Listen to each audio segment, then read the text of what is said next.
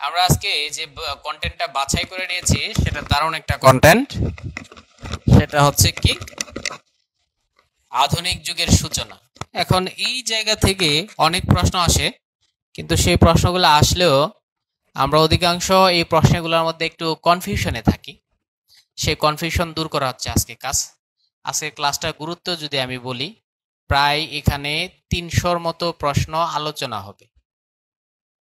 ৩০০-র মতো প্রশ্ন আলোচনা হবে। আর ১০০-রই অধিক প্রশ্ন, মানে ১০০+ প্রশ্নের এখানেই দেওয়া আছে। ১০০+ প্রশ্ন স্লাইডের ভিতরেই আছে। তো সেই হিসাবে ক্লাসটা খুবই উপকারী হবে, ইফেক্টিভ হবে। তাহলে আমরা দেখি আজকে কি কি আলোচনা করব। আধুনিক যুগের সূচনা আলোচনা করব, বাংলা সাহিত্যের প্রথম সাহিত্যকর্মসমূহ। আধুনিক যুগের সূচনা আমরা সবাই বুঝি কি আলোচিত হবে, আর প্রথম সাহিত্যকর্মসমূহ যেমন ধরেন প্রথম উপন্যাস, প্রথম নাটক, প্রথম প্রহসন, প্রথম ভ্রমণ কাহিনী, এসব আর কি। বিভিন্ন সাহিত্যকর্মের জনক, এই জনকগণ আমরা আলোচনা করব, যেমন উপন্যাসের জনককে, মহাকাব্যের জনককে, প্রহসনের জনককে, এইভাবে এইভাবে আমরা জনকদের সম্পর্কে আমরা কি করব, আলোচনা করব। তাহলে আমরা প্রবেশ করি আজকে ভিতরে। এই ভিতরে যদি প্রবেশ করি, আধুনিক যুগ যদি আমরা দেখতে পাই, আধুনিক যুগকে আমি দুটা কথাই বলি। একটা হচ্ছে মিশনারিজদের যুগ বলি আমি এটাকে, কারণ মিশনারিজরাই মূলত এই যুগটা সৃষ্টি করেছে। অর্থাৎ এটা খ্রিস্টানদের যুগও বলা যায়, আর জোর দেওয়ার জন্য এটাকে মিশনারিজ যুগ বলা যায়। সেই হিসাবে আমি এটাকে মিশনারিজ যুগই বলি, অথবা এটাকে খ্রিস্টান ধর্ম প্রচারের যুগও বলা যায়। আমরা একটু দেখি আধুনিক যুগের সকল সূচনা ধর্মপ্রচারের সাথে কিভাবে সম্পর্কিত, সেটা এখন আমরা একটু দেখার চেষ্টা করব। দেখো, প্রথম যে ব্যাকরণটা হয়েছে সেই ব্যাকরণটার সাথে ধর্মপ্রচার একটা সম্পর্ক আছে। কিভাবে আছে? প্রথম ব্যাকরণটা হয়েছে কোন ভাষায়? পর্তুগিজ ভাষায়। ভোকাবুলারিও অ্যামোদিয়াম অফ বেঙ্গলাই পর্তুগিজ। এখানে কিন্তু আমরা একজন ধর্মপ্রচারক দেখতে পাই। সেই ধর্মপ্রচারকের নাম কি? ধর্মপ্রচারকের নাম হচ্ছে মনুয়েল দা আসুম্পাসাও। তিনি একজন পর্তুগিজ ধর্মপ্রচারক। তাহলে দেখো, এই ধর্মপ্রচারের সাথে আসলে আধুনিক যুগের সূচনাটা কিভাবে মিলিয়ে দেই। আমরা একটা পেজ নিই, অন্য একটা পেজ থেকে হালকা বুঝিয়ে দিই। তাহলে মিশনারিজদের একটা টার্গেট ছিল, কি করবে? সে ধর্ম প্রচার করবে। ধর্ম যদি প্রচার করতে হয় তাহলে নিশ্চয়ই তাকে শিখতে হবে। কি শিখতে হবে? বাংলা ভাষা। এবার যদি তাকে বাংলা ভাষা শিখতে হয় তাহলে তাদেরকে কি করতে হবে? বাংলা ভাষা শিক্ষার জন্য তাদেরকে হালকা স্কুল প্রতিষ্ঠা করা লাগবে, যেমন আমরা বেথুন স্কুল নারীদের জন্য দেখলাম। কলেজ প্রতিষ্ঠা করা লাগবে। তারপর আমরা দেখলাম ফোর্ট উইলিয়াম কলেজ এখানে প্রতিষ্ঠা করা হয়েছে। এরপর আমরা দেখতে পাবো কি আছে, সেটা হচ্ছে যে ধর্ম প্রচারের উদ্দেশ্যে একটা প্রেস লাগবে। তাই আমরা দেখলাম ভারতবর্ষে প্রথম প্রেস হয়। ভারতবর্ষে প্রথম প্রেস যেটা গোয়াতে, সেটা নামটা কেমন যেন, সেটাও কিন্তু ধর্ম প্রচারের উদ্দেশ্যে। আর বাংলায় যে প্রথম প্রেস, সেই প্রথম প্রেসটা হচ্ছে হুগলিতে, সেটাও কিন্তু ধর্মপ্রচার। এই প্রেসের মাধ্যমে ধর্মীয় কাগজপত্র ছাপানো হতো। তারপর যে একটা প্রেস দেখতে পাবো আমরা শ্রীরামপুর মিশনে, এই শ্রীরামপুর মিশনে যে প্রেসটা পাবো 1800 সালে, মিশনের প্রেস, এটাও কিন্তু উদ্দেশ্য ছিল ধর্মপ্রচার। এরপর আমরা দেখতে পাই একটা পত্রিকা পাই, কিছু পত্রিকা। সেই পত্রিকা হচ্ছে হিকি সাহেবের বেঙ্গল গ্যাজেট। এই হিকি সাহেবও একজন মিশনারিস ছিলেন, খ্রিস্টান ধর্ম যাজক ছিলেন। তাহলে বেঙ্গল গ্যাজেট যে আমরা প্রথম পত্রিকাটা দেখতে পাই, এটার মাধ্যমেও কিন্তু ধর্মই প্রচার করা হয়েছে। তাহলে পত্রিকাও কিন্তু ধর্ম প্রচারের সাথে সম্পৃক্ত। ফোর্ট উইলিয়াম কলেজ প্রতিষ্ঠা করেছে উইলিয়াম ক্যারি। এই উইলিয়াম ক্যারি কিন্তু বাইবেলের অনুবাদক ছিলেন। তাহলে এখানেও কিন্তু কি আছে? ধর্ম প্রচারের রিলেশন আছে। তাহলে ফোর্ট উইলিয়াম কলেজের সাথেও এই ধর্ম প্রচারের একটা রিলেশন আছে, ঠিক না? কারণ সবাই বোধহয় জানে ফোর্ট উইলিয়াম কলেজে ক্যারি সাহেবের যে প্রথম গ্রন্থটা ছিল, সেই গ্রন্থটার নাম কথোপকথন।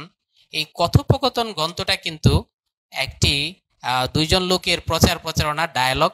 এখানে কিন্তু ধর্ম প্রচারই। তাহলে আমরা দেখলাম যে সবকিছুর মূলেই কি আছে? ধর্ম প্রচার। পেনটাকে একটু ভদ্র করি, দেখি কি হয়। সবকিছুর মূলেই আছে কি প্রচার? ধর্ম প্রচার। এটা একটু আমাদের মাথায় রাখতে হবে। তাহলে দেখুন, এই ধর্ম প্রচারের উদ্দেশ্যেই কিন্তু মিশনারিজরা কি করলো? মিশনারিজরা এই স্কুল প্রতিষ্ঠা করলো, মিশনারিজরা কলেজ প্রতিষ্ঠা করলো, মিশনারিজরা প্রেস প্রতিষ্ঠা করলো, মিশনারিজরা পত্রিকা প্রতিষ্ঠা করলো। মিশনারিজরা কি লিখলো? গ্রামার লিখলো।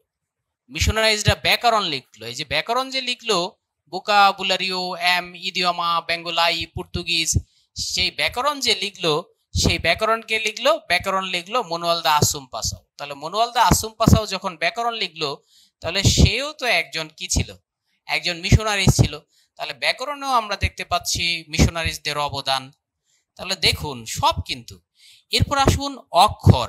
আমরা জানি এক সময় ছাপাখানা আমাদের এখানে কি ছিল না। তো ছাপাখানা যেহেতু ছিল না, তাহলে এখানে আমাদের কি দরকার হবে? বাংলা অক্ষর দরকার হবে। বাংলা যদি অক্ষর দরকার হয়, তাহলে সেই অক্ষর পঞ্চানন কর্মকারকে আমরা দেখতে পাই। পঞ্চানন কর্মকার কিন্তু মিশনারিজদের পক্ষ হয়ে এই অক্ষরটা প্রতিষ্ঠা করলেন। তাহলে যেই ছাপাখানা দেখতে পাবো বা আমরা অক্ষর দেখতে পাবো, সেই অক্ষরও কিন্তু করলেন পঞ্চানন কর্মকার। সেও কিন্তু এই মিশনারিজদের সুবিধার্থে, মিশনারিজদের সাথে যোগ সাজস করেই তিনি কিন্তু এই কাজটা করলেন।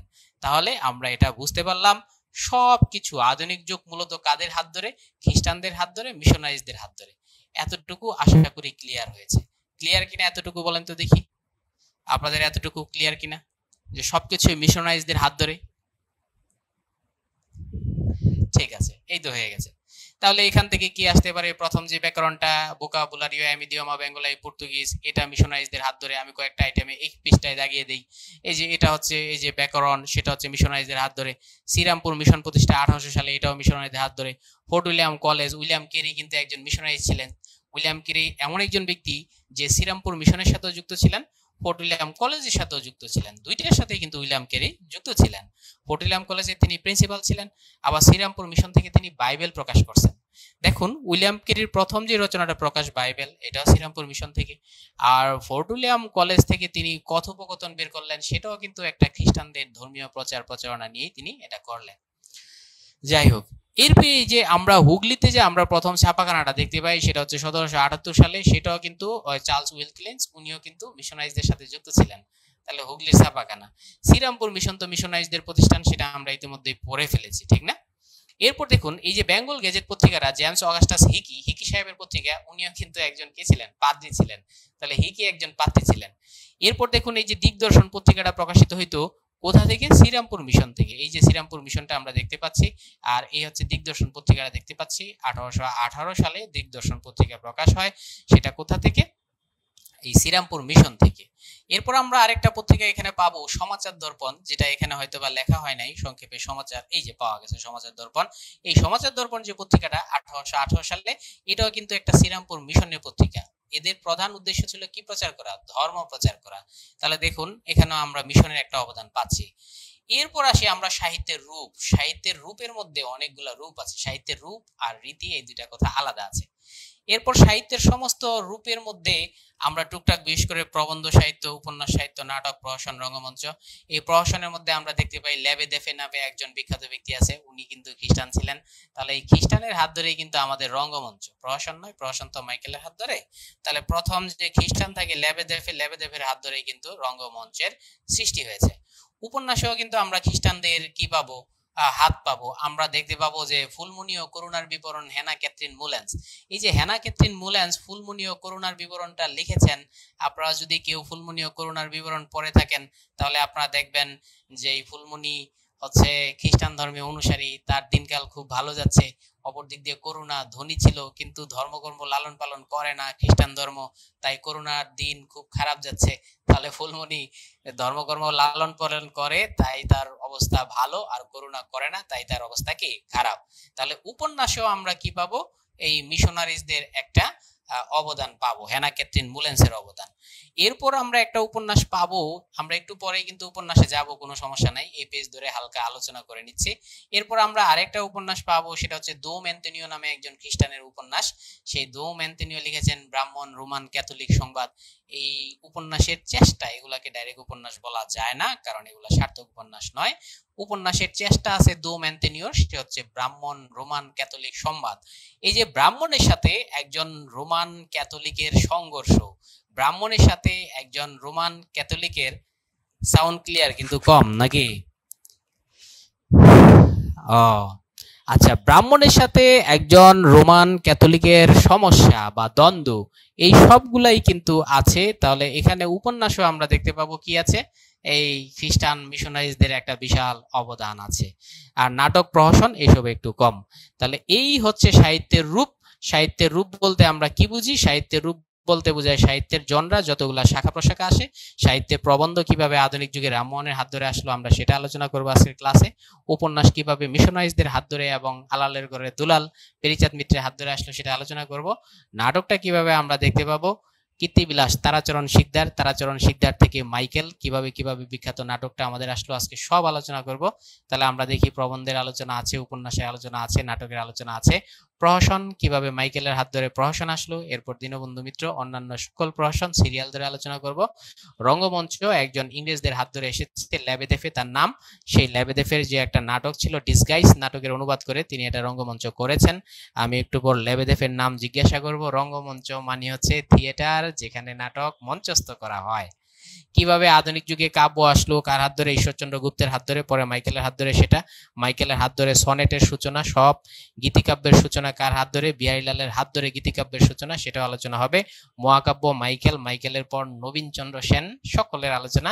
ভ্রমণ কাহিনী কার হাত ধরে আসলো? ভ্রমণ কাহিনী আসলো হচ্ছে বঙ্কিমের বড় ভাই সঞ্জীব চন্দ্র চট্টোপাধ্যায়ের হাত ধরে, ছোট গল্প রবীন্দ্রনাথের হাত ধরে, আর গজল নজরুলের হাত ধরে। তাহলে আমরা আজকে সব পড়বো। তাহলে আধুনিক যুগের সূচনা একটু আমি জানতে চাই আপনাদের কাছে, বলুন আধুনিক যুগের সূচনা আপনারা কি বুঝলেন? মিশনারিজদের হাত ধরে না বাঙালিদের হাত ধরে? দেখতে চাই একটু। আধুনিক যুগের সূচনা কাদের হাত ধরে? যারা খ্রিস্টান ছিল তাদের হাত ধরে না? গুড, এই তো বুঝেই গেছে। হ্যাঁ, তাদের হাত ধরে, মানে খ্রিস্টানত্ব প্রচারই ছিল তাদের মূল কাজ। আর সেটা প্রচার করতে গিয়ে তারা সব করলো। সেটা প্রচার করতে গিয়ে গদ্যের, আমরা যে এখন সহজ গদ্যটা বলি, সেই সহজ গদ্যের জনক রামমোহন হবে না মিশনারিজরা হবে? 100% মিশনারিজরা। কারণ তাদেরকে মানুষকে বোঝাতে হবে, খ্রিস্টান ধর্মে দীক্ষিত করতে হবে, তাই তাদেরকে গদ্য শিখতে হবে। তাদের আরো অনুসারী যারা আছে তাদেরকে গদ্য শিখাতে হবে। গদ্য শিখার জন্য কি বানাতে হবে? ব্যাকরণ। গদ্য শিখার জন্য কি বানাতে হবে? গদ্য শেখানোর জন্য ব্যাকরণ বানাতে হবে। গদ্য শেখানোর জন্য ডিকশনারি লাগবে। তারা সব করলো, ডিকশনারি করলো, ব্যাকরণ করলো, সব। তাহলে এই হচ্ছে আমার মূল কথা, কিভাবে আধুনিকতার হাত আসলো আমরা সেটা চিনলাম, জানলাম। আচ্ছা, এবার দেখুন সর্বপ্রথম আধুনিকতার যে প্রথম নিদর্শন পাবো সেটা হচ্ছে চিঠি। 1558 সালে একটা চিঠি পাই। সেই চিঠিটা হচ্ছে কোচবিহারের রাজা আর আসামের রাজা, এই দুইজনের মধ্যে ধরুন প্রেমপত্র চালাচালি হয়েছিল। এরকম প্রেমপত্র না, এটা আসলে একটা পত্র ছিল। তাহলে গদ্যের সূচনা 1550-এ, মধ্যযুগেই কিন্তু, ঠিক আছে। তাহলে চিঠিপত্র, তাহলে মধ্যযুগে কিছু কি পাওয়া যায়? চিঠিপত্র পাওয়া যায়। মধ্যযুগে কিছু দলিল দস্তাবেজ পাওয়া যায়। এই দুইটাই হচ্ছে মধ্যযুগে। এরপরে আমরা দেখতে পাই ব্যাকরণ চলে আসে, আমাদের শুরুর দিকে ব্যাকরণ চলে আসে, আর এগুলো আসে 1743 সালের দিকে। তাহলে 1743 সাল তখনও কিন্তু টুকটাক মধ্যযুগ, কারণ আমরা জানি আধুনিক যুগের সূচনা হয়েছে 1801 থেকে। তাহলে এর আগ পর্যন্ত 1743 সালে ব্যাকরণ, তাহলে সেটাও মধ্যযুগ। মধ্যযুগে কিছু চিঠি পাওয়া গেছে, কিছু দলিল দস্তাবেজ পাওয়া গেছে, মধ্যযুগে কিছু ব্যাকরণ পাওয়া গেছে। ঠিক আছে, এটা হচ্ছে আমাদের মূল কথা। আর যত গ্রন্থ আছে গ্রন্থগুলা সব পাওয়া গেছে, আর পত্রিকাগুলা পাওয়া গেছে 1800 সালের পর। এখানে যে পত্রিকাগুলো আমরা দেখব সেই পত্রিকাগুলো হচ্ছে 1800+। আমি একটু লিখে দেই যাতে একটু আইডিয়া পেতে পারেন। 1800+। বেঙ্গল গ্যাজেটটা ছাড়া, বেঙ্গল গ্যাজেটটা হচ্ছে 1778 সালে, আর বাকি যত পত্রিকা আছে সব 1800+। আর প্রেসটাও দেখুন 1778। 1778-এ অনেকগুলা ঘটনা ঘটেছে। চার্লস উইকিলিন্স সে কিন্তু কি আবিষ্কার করছে? হুগলিতে ছাপাখানা, এবং ছাপাখানার যে আমাদের কি লাগবে, নকশা লাগবে, হরফের নকশা লাগবে, সাচ লাগবে, সেগুলো চার্লস উইকিলিন্স করেছেন। তাহলে মুদ্রাক্ষরের জনক কিন্তু চার্লস উইকিলিন্স। আর পরবর্তীতে সেটাকে আরো পরিশীলিত করেছেন পঞ্চানন কর্মকার। তাহলে আপনারা বলুন প্রথম অবদান কার? একটা যে বাংলা মুদ্রার অক্ষর তৈরি করতে হবে, সেটা দিয়ে সাজ তৈরি করতে হবে, ঢালাই তৈরি করতে হবে, সেটার উপরে কাগজ চাপা দিতে হবে, বাংলা অক্ষর বের হবে। তাহলে বলুন এই বাংলা অক্ষরের জনক কে? 1 চার্লস উইলকিন্স, 2 হচ্ছে পঞ্চানন কর্মকার। কে জনক? 1 হচ্ছে চার্লস উইলকিন্স, আর 2 হচ্ছে কি পঞ্চানন কর্মকার। জনক সম্পর্কে জানতে চাচ্ছি, কে জনক? গুড, সবার অ্যান্সার কারেক্ট হয়েছে চার্লস উইলকিন্স। পরবর্তীতে সেটাকে আরো বেশি পরিশীলিত করেছেন, পরিমার্জিত করেছেন পঞ্চানন কর্মকার। এটা নিয়ে অনেক কনফিউশন স্টুডেন্টের মধ্যে থাকে, এই দুইটা কনফিউশন আমরা শেষ করে ফেললাম। এর মধ্যে চার্লস উইলকিন্স তিনি খ্রিস্টান মিশনারিজদের একজন। এবার আমরা পরের পেজে চলে যাই। আমরা প্রথমে আলোচনা করব ধারাবাহিকভাবে সব আলোচনা আজকে হবে। হ্যাঁ, মার্কারটা একটু ডিস্টার্ব না করলে অনেক সুন্দর হইতো। আধুনিক যুগের কিছু বৈশিষ্ট্য আছে। 1800 সালে আধুনিক যুগের কিছু বৈশিষ্ট্য, সেটা হচ্ছে আমরা দেখি আধুনিক যুগে গদ্য সাহিত্য সৃষ্টি হয়, ঠিক না? গদ্য কি মধ্যযুগে ছিল? হালকা টুকটাক ছিল। মধ্যযুগে যে গদ্য ছিল সেই গদ্যের মধ্যে আমরা দেখলাম টুকটাক চিঠি ছিল, দলিল ছিল, দস্তাবেজ ছিল, এসব দুই একটা গ্রামার বই ছিল। মূলত আধুনিক যুগে যে গদ্য উপন্যাস সাহিত্যের, যেটাকে আমরা রূপ বলি, যে উপন্যাস বলি, নাটক বলি, এগুলা সব হচ্ছে কোন যুগের সৃষ্টি? এগুলা সব হচ্ছে আধুনিক যুগের সৃষ্টি। তাহলে আমরা দেখলাম যে গদ্য সাহিত্যের সৃষ্টি আধুনিক যুগের একটি বৈশিষ্ট্য। এরপর অলৌকিকতা। অলৌকিকতা কিভাবে? মধ্যযুগের গল্পের মধ্যে দেবদেবীর কাহিনী ছিল, সেখানে অলৌকিকতা ছিল, কিন্তু আধুনিক যুগের কাহিনীর মধ্যে আমরা আর অলৌকিকতা দেখতে পাই না। তখন সেখানে আমরা কি দেখতে পাই? জীবনমুখী সাহিত্য রচনা আমরা দেখতে পাই। কিভাবে? সেটা হচ্ছে ওই যে ঈশ্বরচন্দ্র গুপ্ত আধুনিক যুগে কবিতা দিয়ে শুরু করেছেন। ঈশ্বরচন্দ্র গুপ্তের জন্ম হয়েছে কিন্তু অনেকে ভাবেন মধ্যযুগে, না, ঈশ্বরচন্দ্র গুপ্তের জন্ম হয়েছে 1812 সালে এবং আধুনিক যুগে গুপ্তের জন্ম। গুপ্তের প্রথম কবিতায় জীবনমুখী। তিনি আনারস নিয়ে কবিতা লিখেছেন, তিনি আন্ডাওয়ালা মাছ নিয়ে কবিতা লিখেছেন, তিনি তাপসে মাছ নিয়ে কবিতা লিখেছেন, তিনি নীলকরদের বাস দিয়ে কবিতা লিখেছেন। গুপ্ত আবার কুত্তা নিয়ে কবিতা লিখেছেন, কতরূপ স্নেহ করি দেশের কুত্তা ধরি বিদেশের ঠাকুর ফেলিয়া। তাহলে দেখুন এই সবই কিন্তু জীবনমুখী। তাহলে কোথাও কিন্তু গুপ্তের দেবদেবীর কথা নাই। এইভাবে আমরা দেখতে পাই আধুনিক যুগে কিন্তু জীবনমুখিতা চলে এসেছে। ওই যে একজন বলেছে, ছাগল রসময় রসে ভরা রসের ছাগল, তোমারই কারণে আমি হয়েছি পাগল।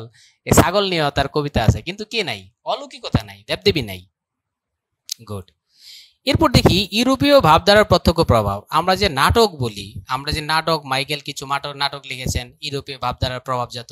দীনবন্ধুর নাটকে ইউরোপীয় ভাবধারার টুকটাক প্রভাব আছে। তাহলে আমাদের আধুনিক যুগের অন্য একটি বৈশিষ্ট্য হচ্ছে ইউরোপীয় ভাবধারার প্রভাব। আধুনিক যুগে মানবতা বোধ আছে। যেমন নজরুল লিখেছেন, দেখনু সেদিন রেলে বাবু সাহেব তারে কুলি বলে ঠেলে দিল নিচে ফেলে, চোখ ফেটে এলো জল এমনই করিয়া জগৎ জুড়ে মার খাবে দুর্বল। এগুলো হচ্ছে মানবতা বোধ, ঠিক না? আবার রবি ঠাকুর লিখেছেন আধুনিক যুগে, কি লিখেছেন? 2 বিঘা জমি সেই বিখ্যাত চরণ, এ জগতে হায় সেই বেশি চায়, আছে যার বুড়ি বুড়ি রাজার হস্ত করে সমস্ত কাঙালের ধন চুরি। স্বদেশ প্রেমের কবিতা একটু আগে আমরা বললাম, ঈশ্বরচন্দ্র গুপ্ত স্বদেশ প্রেম নিয়ে লিখেছেন। সেটা হচ্ছে কতরূপ স্নেহ করি দেশের কুকুর ধরি বিদেশের ঠাকুর ফেলিয়া। বিদেশের ঠাকুরের চাইতে দেশের কুত্তাকে ঈশ্বরচন্দ্র গুপ্তের বেশি ভালো লাগে। এটা হচ্ছে স্বদেশ প্রেমের নিদর্শন। রোমান্টিকতা আছে। রোমান্টিকতা আমরা নির্মলেন্দু গুণের কবিতায় পেয়েছি, হাত বাড়িয়ে ছুঁই না তোকে, তোমাকে আমি হাত দিয়ে ছুঁই না, তোমাকে আমি মন দিয়ে ছুঁই। হাত বাড়িয়ে ছুঁই না তোকে, মন বাড়িয়ে ছুঁই, দুইকে আমি এক করি না, এককে করি দুই। তুই কোথায় যাবে, পা বাড়ালেই পায়ের ছায়া আমাকে তুই পাবি। আবার মার্জুক রাসেলেরও কবিতা আছে, তোমার বাড়ি রাঙিনা ছেড়ে চলে যাচ্ছি, তোমাকে ছেড়ে যাওয়ার ফিলিংস হচ্ছে হোক আমি অনেক কিছু ছাইরা আসা। কি হবে বলেন? আমি অনেক কিছু ছাইরা আসা, তোমাকে ছেড়ে যাওয়ার ফিলিংস হচ্ছে হোক আমি অনেক কিছু ছাইরা আসা লোক। এ হচ্ছে মার্জুক রাসেলের বিখ্যাত কবিতা। তাহলে ব্যক্তি স্বাতন্ত্র্যবাদ মানে নিজের কথা আছে আধুনিক যুগে। এগুলো হচ্ছে আধুনিক যুগ এবং ধর্মের প্রভাব হ্রাস, আধুনিক যুগের বৈশিষ্ট্যগুলো আমরা সংক্ষেপে দেখে ফেললাম। এখন দেখুন এখান থেকে যে জাতীয় প্রশ্নগুলো আছে আমি সব এখানে লিখে দিলাম। আমরা দেখলাম যে গদ্যের সূচনা হয়েছে মধ্যযুগে। এই তিনটাই কিন্তু মধ্যযুগে, ঠিক আছে? তিনটাই মধ্যযুগে গদ্যের সূচনা হয়েছে। আমি সংক্ষেপে মিডল এজ দিলাম, যেহেতু আমার মার্কারটা একটু বেশি ডিস্টার্ব করে, তাই আমি এখানে একটু কিবোর্ডটা কিছু ব্যবহার করার চেষ্টা করছি। এই যে মিডল এজ, মধ্যযুগ। তাহলে এটা আসে কিভাবে? আসে প্রথম গদ্যের সূচনা কি? চিঠি, একটা চিঠি। সেই চিঠিটা কে দিয়েছেন? এক রাজা, কোচবিহারের রাজা আসামের রাজার কাছে পাঠিয়েছেন। তাহলে চিঠিটা কেমন দাঁড়াবে? এই যদি চিঠি হয়, এখানে থাকবে হচ্ছে কি যেন, এখানে থাকবে হচ্ছে প্রিয়। তাহলে প্রিয়কে, প্রিয় হচ্ছে আসামের রাজা, প্রিয় হচ্ছে আসামের রাজা। আর এখানে থাকবে ইতি। তাহলে ইতি হবে হচ্ছে কোন জায়গার রাজা? ইতি হচ্ছে কোচবিহারের রাজা। তাহলে আমরা মোটামুটি বুঝে গেলাম চিঠিটা কে পাঠালো আর কে রিসিভ করলো। এই হচ্ছে ঘটনা। এবার দেখুন, বলেছিলাম খ্রিস্টানীদের প্রভাব। এই যে দেখুন, ব্রাহ্মণ রোমান ক্যাথলিক সংবাদ, এটা লিখেছেন ঢাকার ভূষণার জমিদার। এখন প্রশ্ন হচ্ছে, ঢাকার ভূষণা কোথায়? ঢাকার ভূষণার জমিদার দোম অ্যান্তনিও এটা লিখেছেন। এটার বিষয়বস্তু বই থেকেই বোঝা যায়, এক ব্রাহ্মণের সাথে এক রোমান ক্যাথলিকের কি হচ্ছে, দ্বন্দ্ব হচ্ছে। তাহলে দ্বন্দ্ব হওয়ার ফলে ব্রাহ্মণকে রোমান ক্যাথলিক প্রমাণ করে দিয়েছে হিন্দু ধর্ম অসার, হিন্দু ধর্মে কুসংস্কার বেশি, হিন্দু ধর্মে না কি জন্য নারীকে আগুনে পুড়িয়ে ফেলা, হিন্দু ধর্মে এক ব্রাহ্মণ শত শত বিবাহ করতে পারে, কৌলিন্য প্রথা, এই বিষয়গুলাই এই ক্যাথলিক ব্রাহ্মণকে বুঝিয়ে দিয়েছেন হিন্দু ধর্মের অসারতা আর ক্যাথলিক ধর্মের শ্রেষ্ঠত্ব। তাহলে বুঝাই যাচ্ছে এটা কাদের হাত ধরে, মিশনারিজদের হাত ধরে। আরেকটা মজার ঘটনা আছে। কি মজার ঘটনা? এই সবগুলাই লিসবন থেকে প্রকাশিত, এটা একটু মাথায় রাখতে হবে। তাহলে এটাও কোথায় থেকে? লিসবন থেকে প্রকাশিত। এটাও লিসবন থেকে। কেন লিসবন থেকে? পর্তুগালের লিসবন থেকে। কারণ বুঝতে হবে, তখন আমাদের অঞ্চলে ছাপাখানা ছিল না, বাংলায় ছাপাখানা ছিল না। এরপর দেখো, এই কৃপা শাস্ত্রের অর্থভেদ। এই কৃপা মানে হচ্ছে করুণা, শাস্ত্র মানে হচ্ছে বই, অর্থভেদ মানে অর্থ ভেদ করতে হবে। এখানেও আমরা দেখতে পাই একজন গুরু থাকে, একজন শিষ্য থাকে। গুরু জিজ্ঞাসা করে শান্তি কিসে? খ্রিস্টানিতে। শান্তি কোথায়? কাকে বেশি মনে রাখতে হবে? যীশু খ্রিস্টকে। কাকে স্মরণ করতে হবে? যীশু খ্রিস্টকে। এই পুরোটাই হচ্ছে খ্রিস্টানিত্ব প্রচার। এই দুইটাই হচ্ছে মিশনের কাজ। তাহলে আমি সংক্ষেপে এখানে মরশিকার মি লিখে দিই, তাহলে বোঝা যাবে এই দুইটাই হচ্ছে কিসের কাজ? মিশনের কাজ। ওকে, এবার দেখো এখান থেকে কোন জাতীয় প্রশ্ন আসে সেটা আমরা একটু আলোচনা করি। এই যে এখানে প্রথমে দেখতে পাচ্ছি বাংলা ভাষায় প্রথম প্রথম কথ্য ভাষার আদি গ্রন্থ। এখন এখানে আমরা শুধু উত্তর রেখেছি, এখানে অপশনে ছিল না কিন্তু রোমান ক্যাথলিক সংবাদ ছিল না। তাহলে অ্যান্সার কি ছিল? কৃপা শাস্ত্রের অর্থভেদ। কৃপা শাস্ত্রের অর্থভেদ কে লিখেছেন? কৃপা শাস্ত্রের অর্থভেদ লিখেছেন মনুয়েল দা আসুম পাসাউ। আবার ব্রাহ্মণ রোমান ক্যাথলিক সংবাদ কে লিখেছেন? দোম অ্যান্তনিও। এখন বিষয়টা আমি একটু বুঝাই দিই। ঢাকার ভূষণার জমিদার, অনেকের কাছে প্রশ্ন হয় যে ভাইয়া ঢাকার ভূষণা কোথায়, সেটা আমি একটু দেখিয়ে দিচ্ছি। এই হচ্ছে বাংলাদেশের ম্যাপ। এই মোহাম্মদপুর আছে, মোহাম্মদপুরের হচ্ছে মাগুরা আছে। মাগুরা একটা উপজেলা আছে, যে উপজেলায় সাকিব খানের বাড়ি। এই মাগুরা উপজেলায় একটা জায়গা আছে, এই জায়গাটার নাম হচ্ছে, বর্তমান যে উপজেলা সেই উপজেলার নাম হচ্ছে, মাগুরা হচ্ছে জেলা, বর্তমান উপজেলার নাম মোহাম্মদপুর। এই মোহাম্মদপুরের উপজেলার সাবেক নাম ছিল হচ্ছে ভূষণা। এই এলাকার যে জমিদার ছিল সেই জমিদারের নাম ছিল হচ্ছে দোম অ্যান্তনিও। এই জমিদারের নাম ছিল কি? দোম অ্যান্তনিও ছিল এই জমিদারের নাম। তাহলে আমরা পাইলাম ভূষণা বর্তমানে আসলে কি? ভূষণা এখন হচ্ছে বর্তমানে মাগুরার মোহাম্মদপুর উপজেলা। এই উপজেলার সাবেক জমিদার ইনি হিন্দু ছিলেন, পরবর্তীতে খ্রিস্টান হয়ে গিয়েছিলেন। আর খ্রিস্টান হওয়ার পরেই তিনি এই হিন্দুদের বাস দিলেন কোনটা লেখা? ব্রাহ্মণ রোমান ক্যাথলিক সংবাদ লেখা। আর মনোয়াল দা আসুম পাসাও কোনটা লিখলেন? কৃপা শাস্ত্রের অর্থভেদ। তাহলে এখানে দেখো সবশেষ গদ্যের সূচনা আমরা জানি কত সালে? 1800 সালের পর। 1800 সালের পর যদি হয় তাহলে সেটা 19 শতকে। বাঙালির লেখা, এই যে দেখো বাঙালির লেখা মুদ্রিত গ্রন্থ ব্রাহ্মণ রোমান ক্যাথলিক সংবাদের রচয়িতাকে, এই যে ইতিমধ্যে আমরা দেখলাম দোম অ্যান্তনিও। দোম অ্যান্তনিও কোন জায়গার জমিদার? সে হচ্ছে ভূষণার জমিদার। এখন তোমাদের কাছ থেকে জানতে চাই, ভূষণা বলতো মাগুরা জেলার কোন উপজেলা? মাগুরা জেলার কোন উপজেলা ভূষণা? হ্যাঁ, মোহাম্মদপুর। এই তো হয়ে গেছে। তাহলে এটা আমরা এখান থেকে শিখে ফেললাম। এগুলা সব বিগত সালের প্রশ্ন। অনেকগুলা যেগুলা ভালো মানের পরীক্ষা সেগুলাই আমরা সামনে দিয়েছি কোন পরীক্ষা এসেছে। আর সবই প্রশ্ন যেগুলা সেকেন্ড গ্রেডের সেগুলা বেশিরভাগ ক্ষেত্রে দেই নাই। এই হইলো ঘটনা। তো মনোযোগ দিয়ে পড়তে হবে। বাংলা গদ্যের আদি নিদর্শন। বাংলা গদ্যের আদি নিদর্শন হচ্ছে চিঠি। চিঠিটা পাঠাইছে কে? কুচবিহারের রাজা। কার কাছে পাঠিয়েছে? আসামের রাজার কাছে এই চিঠিটা পাঠিয়েছে। এবার আমরা চলে আসি উপন্যাসের রূপে। উপন্যাসের রূপের মধ্যে প্রথমে আমরা পাবো কিভাবে কিভাবে উপন্যাসগুলা এসেছে। দেখো, উপন্যাসের রূপের পাশাপাশি আমরা 1800 সালের কয়েকটা বিষয়বস্তু এখনই দেখিয়ে দেই, যাতে আমাদের ভালো জমে, উপন্যাসগুলা বুঝতে সুবিধা হয়। 1800 সালের পর যত রচনা হয়েছে এর বিষয়বস্তুর মধ্যে 1800 সালের পর আমরা জানি, বিশেষ করে 1757 সালের পর ইংরেজরা ক্ষমতা দখল নিয়েছে। ইংরেজরা ক্ষমতা দখল নেওয়ার পর কি শহর তারা কিনেছে? কলকাতা শহর কিনেছে। তারপর ইংরেজরা কোন শহরটা কিনেছে? সুতানটি শহর কিনেছে। ইংরেজরা আরো একটা শহর কিনেছে। কি শহর কিনেছে? গোবিন্দপুর শহর কিনেছে। এই কেনার ফলে এই সমস্ত শহরে নব্য জমিদার, এই নব্য যে জমিদারটা সৃষ্টি হয়েছে, এদেরকে আমরা নাম দিয়েছি কি বাবু সমাজ। এই বাবু সমাজ সৃষ্টি হয়েছে। এরা কিসে কিসে ব্যস্ত থাকে?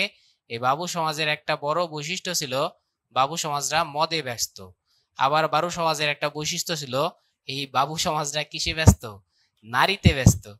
তাহলে আমরা 1800 সালের দিকে যতগুলা সাহিত্য পাবো এই সবগুলার মধ্যেই এই প্রাধান্য থাকবে। কিসের প্রাধান্য থাকবে? মদ আর নারীর প্রাধান্য থাকবে। যতগুলো উপন্যাস পাবো প্রায় বেশিরভাগ উপন্যাসে মদ আর নারী, কলকাতার বাবু সমাজ, ইংরেজি ভাষায় কথা বলে বাংলা ভাষাকে অবজ্ঞা করে। এই কলকাতার বাবু সমাজ সাকি নিয়ে ব্যস্ত থাকে, সাকি মানে নারী। কলকাতার বাবু সমাজ সুরা খায়, সুরা নিয়ে ব্যস্ত থাকে। কলকাতার নতুন ধনী হয়েছে, টাকা পয়সা হয়েছে, সারাদিন নারীদের নিয়ে ডান্স করে। হিন্দু হওয়া সত্ত্বেও তারা সবাই কি খায়? গরু খায়। এই যে হিন্দু হওয়া সত্ত্বেও গরু খায়, এটা তো আরেকটা সমস্যা। এই কলকাতার বাবু সমাজদের নিয়ে সবাই অতিষ্ঠ ছিল। তাই প্রথম দিকের উপন্যাসগুলোর মধ্যে বেশিরভাগই বাবু সমাজের সমালোচনাই দেখা যায়। এই যে দেখো, এইগুলাকে আমরা উপন্যাস ধরি এই স্থান থেকে, তাহলে এই স্থান থেকে হচ্ছে আমাদের উপন্যাস শুরু।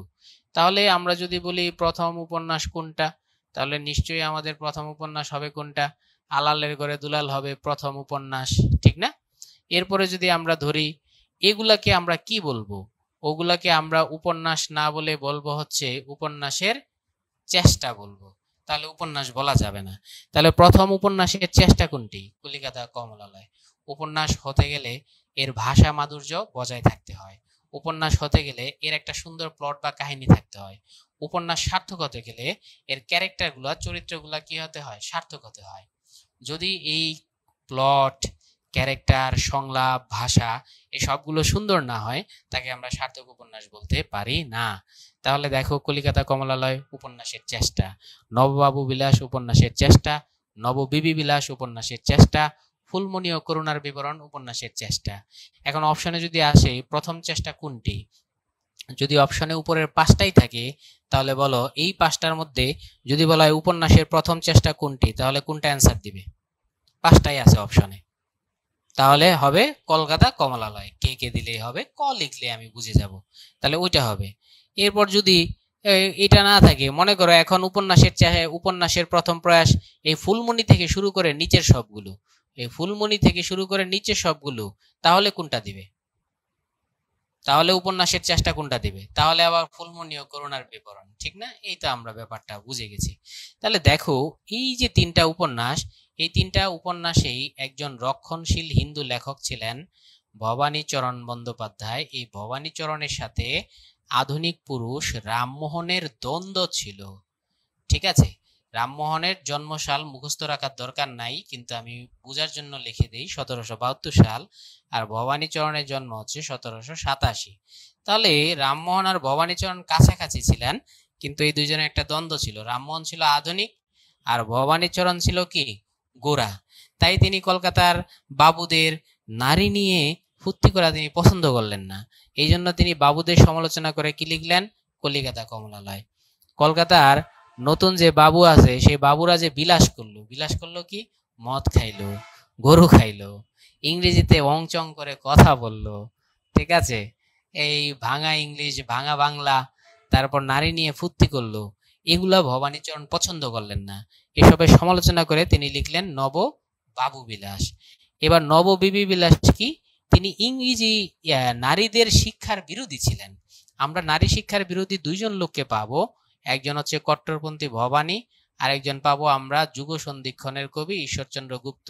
এই দুইজনেই নারী শিক্ষার বিপরীতে ছিল। নববিবি বিলাস, বিবিরা নতুন করে এবিসিডি শিখবে, ইংরেজি কথা বলবে, বিবিরা গিয়ে বাবুদের সাথে মদ পান করবে, ইংরেজদের সাথে, এসব ভবানীচরণ পছন্দ করলেন না। তাহলে ভবানীচরণের সাথে রামমোহনের দ্বন্দ্বের কথা যেহেতু বলেছি, আর দুই একটা কথা বলে দিতে হয়। রামমোহন একটা পত্রিকা করলো, সেই পত্রিকার নাম ব্রাহ্মণ সেবদী, সূচনা লগ্নে একটা পত্রিকা, সে পত্রিকার নাম হচ্ছে ব্রাহ্মণ সেবদী। এ হচ্ছে রামমোহনের পত্রিকা, সংবাদ কৌমুদী, দুইটা পত্রিকা।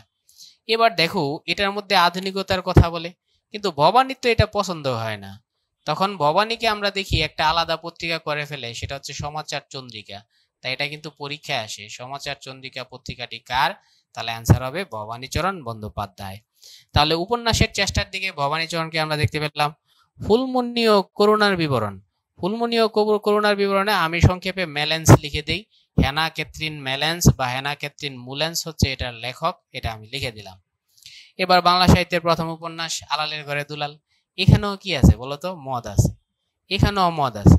এখানে আমরা দেখতে পাই যে নায়ক থাকে, নায়কের নাম হচ্ছে মতিলাল। এই মতিলালের বাবা থাকে একজন উকিল, নাম করা উকিল, অনেক টাকা উকিলে কামায়। উকিলকে আবার মিথ্যা সাক্ষী জোগাড় করে দেয় যে ব্যক্তিটি, সেই ব্যক্তির নাম কি? টক চাচা। এ থাকে আবার উকিলের মুহুরি, প্রচুর বাটপারি সাক্ষী জোগাড় করে উকিলকে দেয়।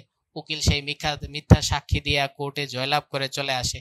অপর দিক দিয়ে উকিলের সেই টাকা দিয়ে মতিলাল টুকটাক ইংরেজি শিখেছে। মতিলাল সারাদিন সুরা নিয়ে ব্যস্ত, মানে মদ নিয়ে ব্যস্ত।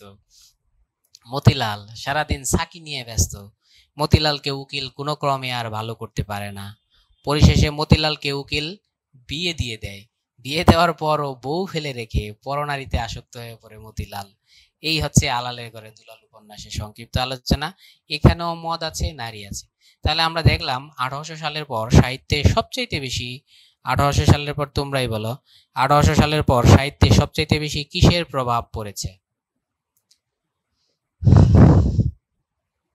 সবচেয়ে বেশি, বেশিরভাগ সাহিত্যে এই ঘটনাগুলো আছে।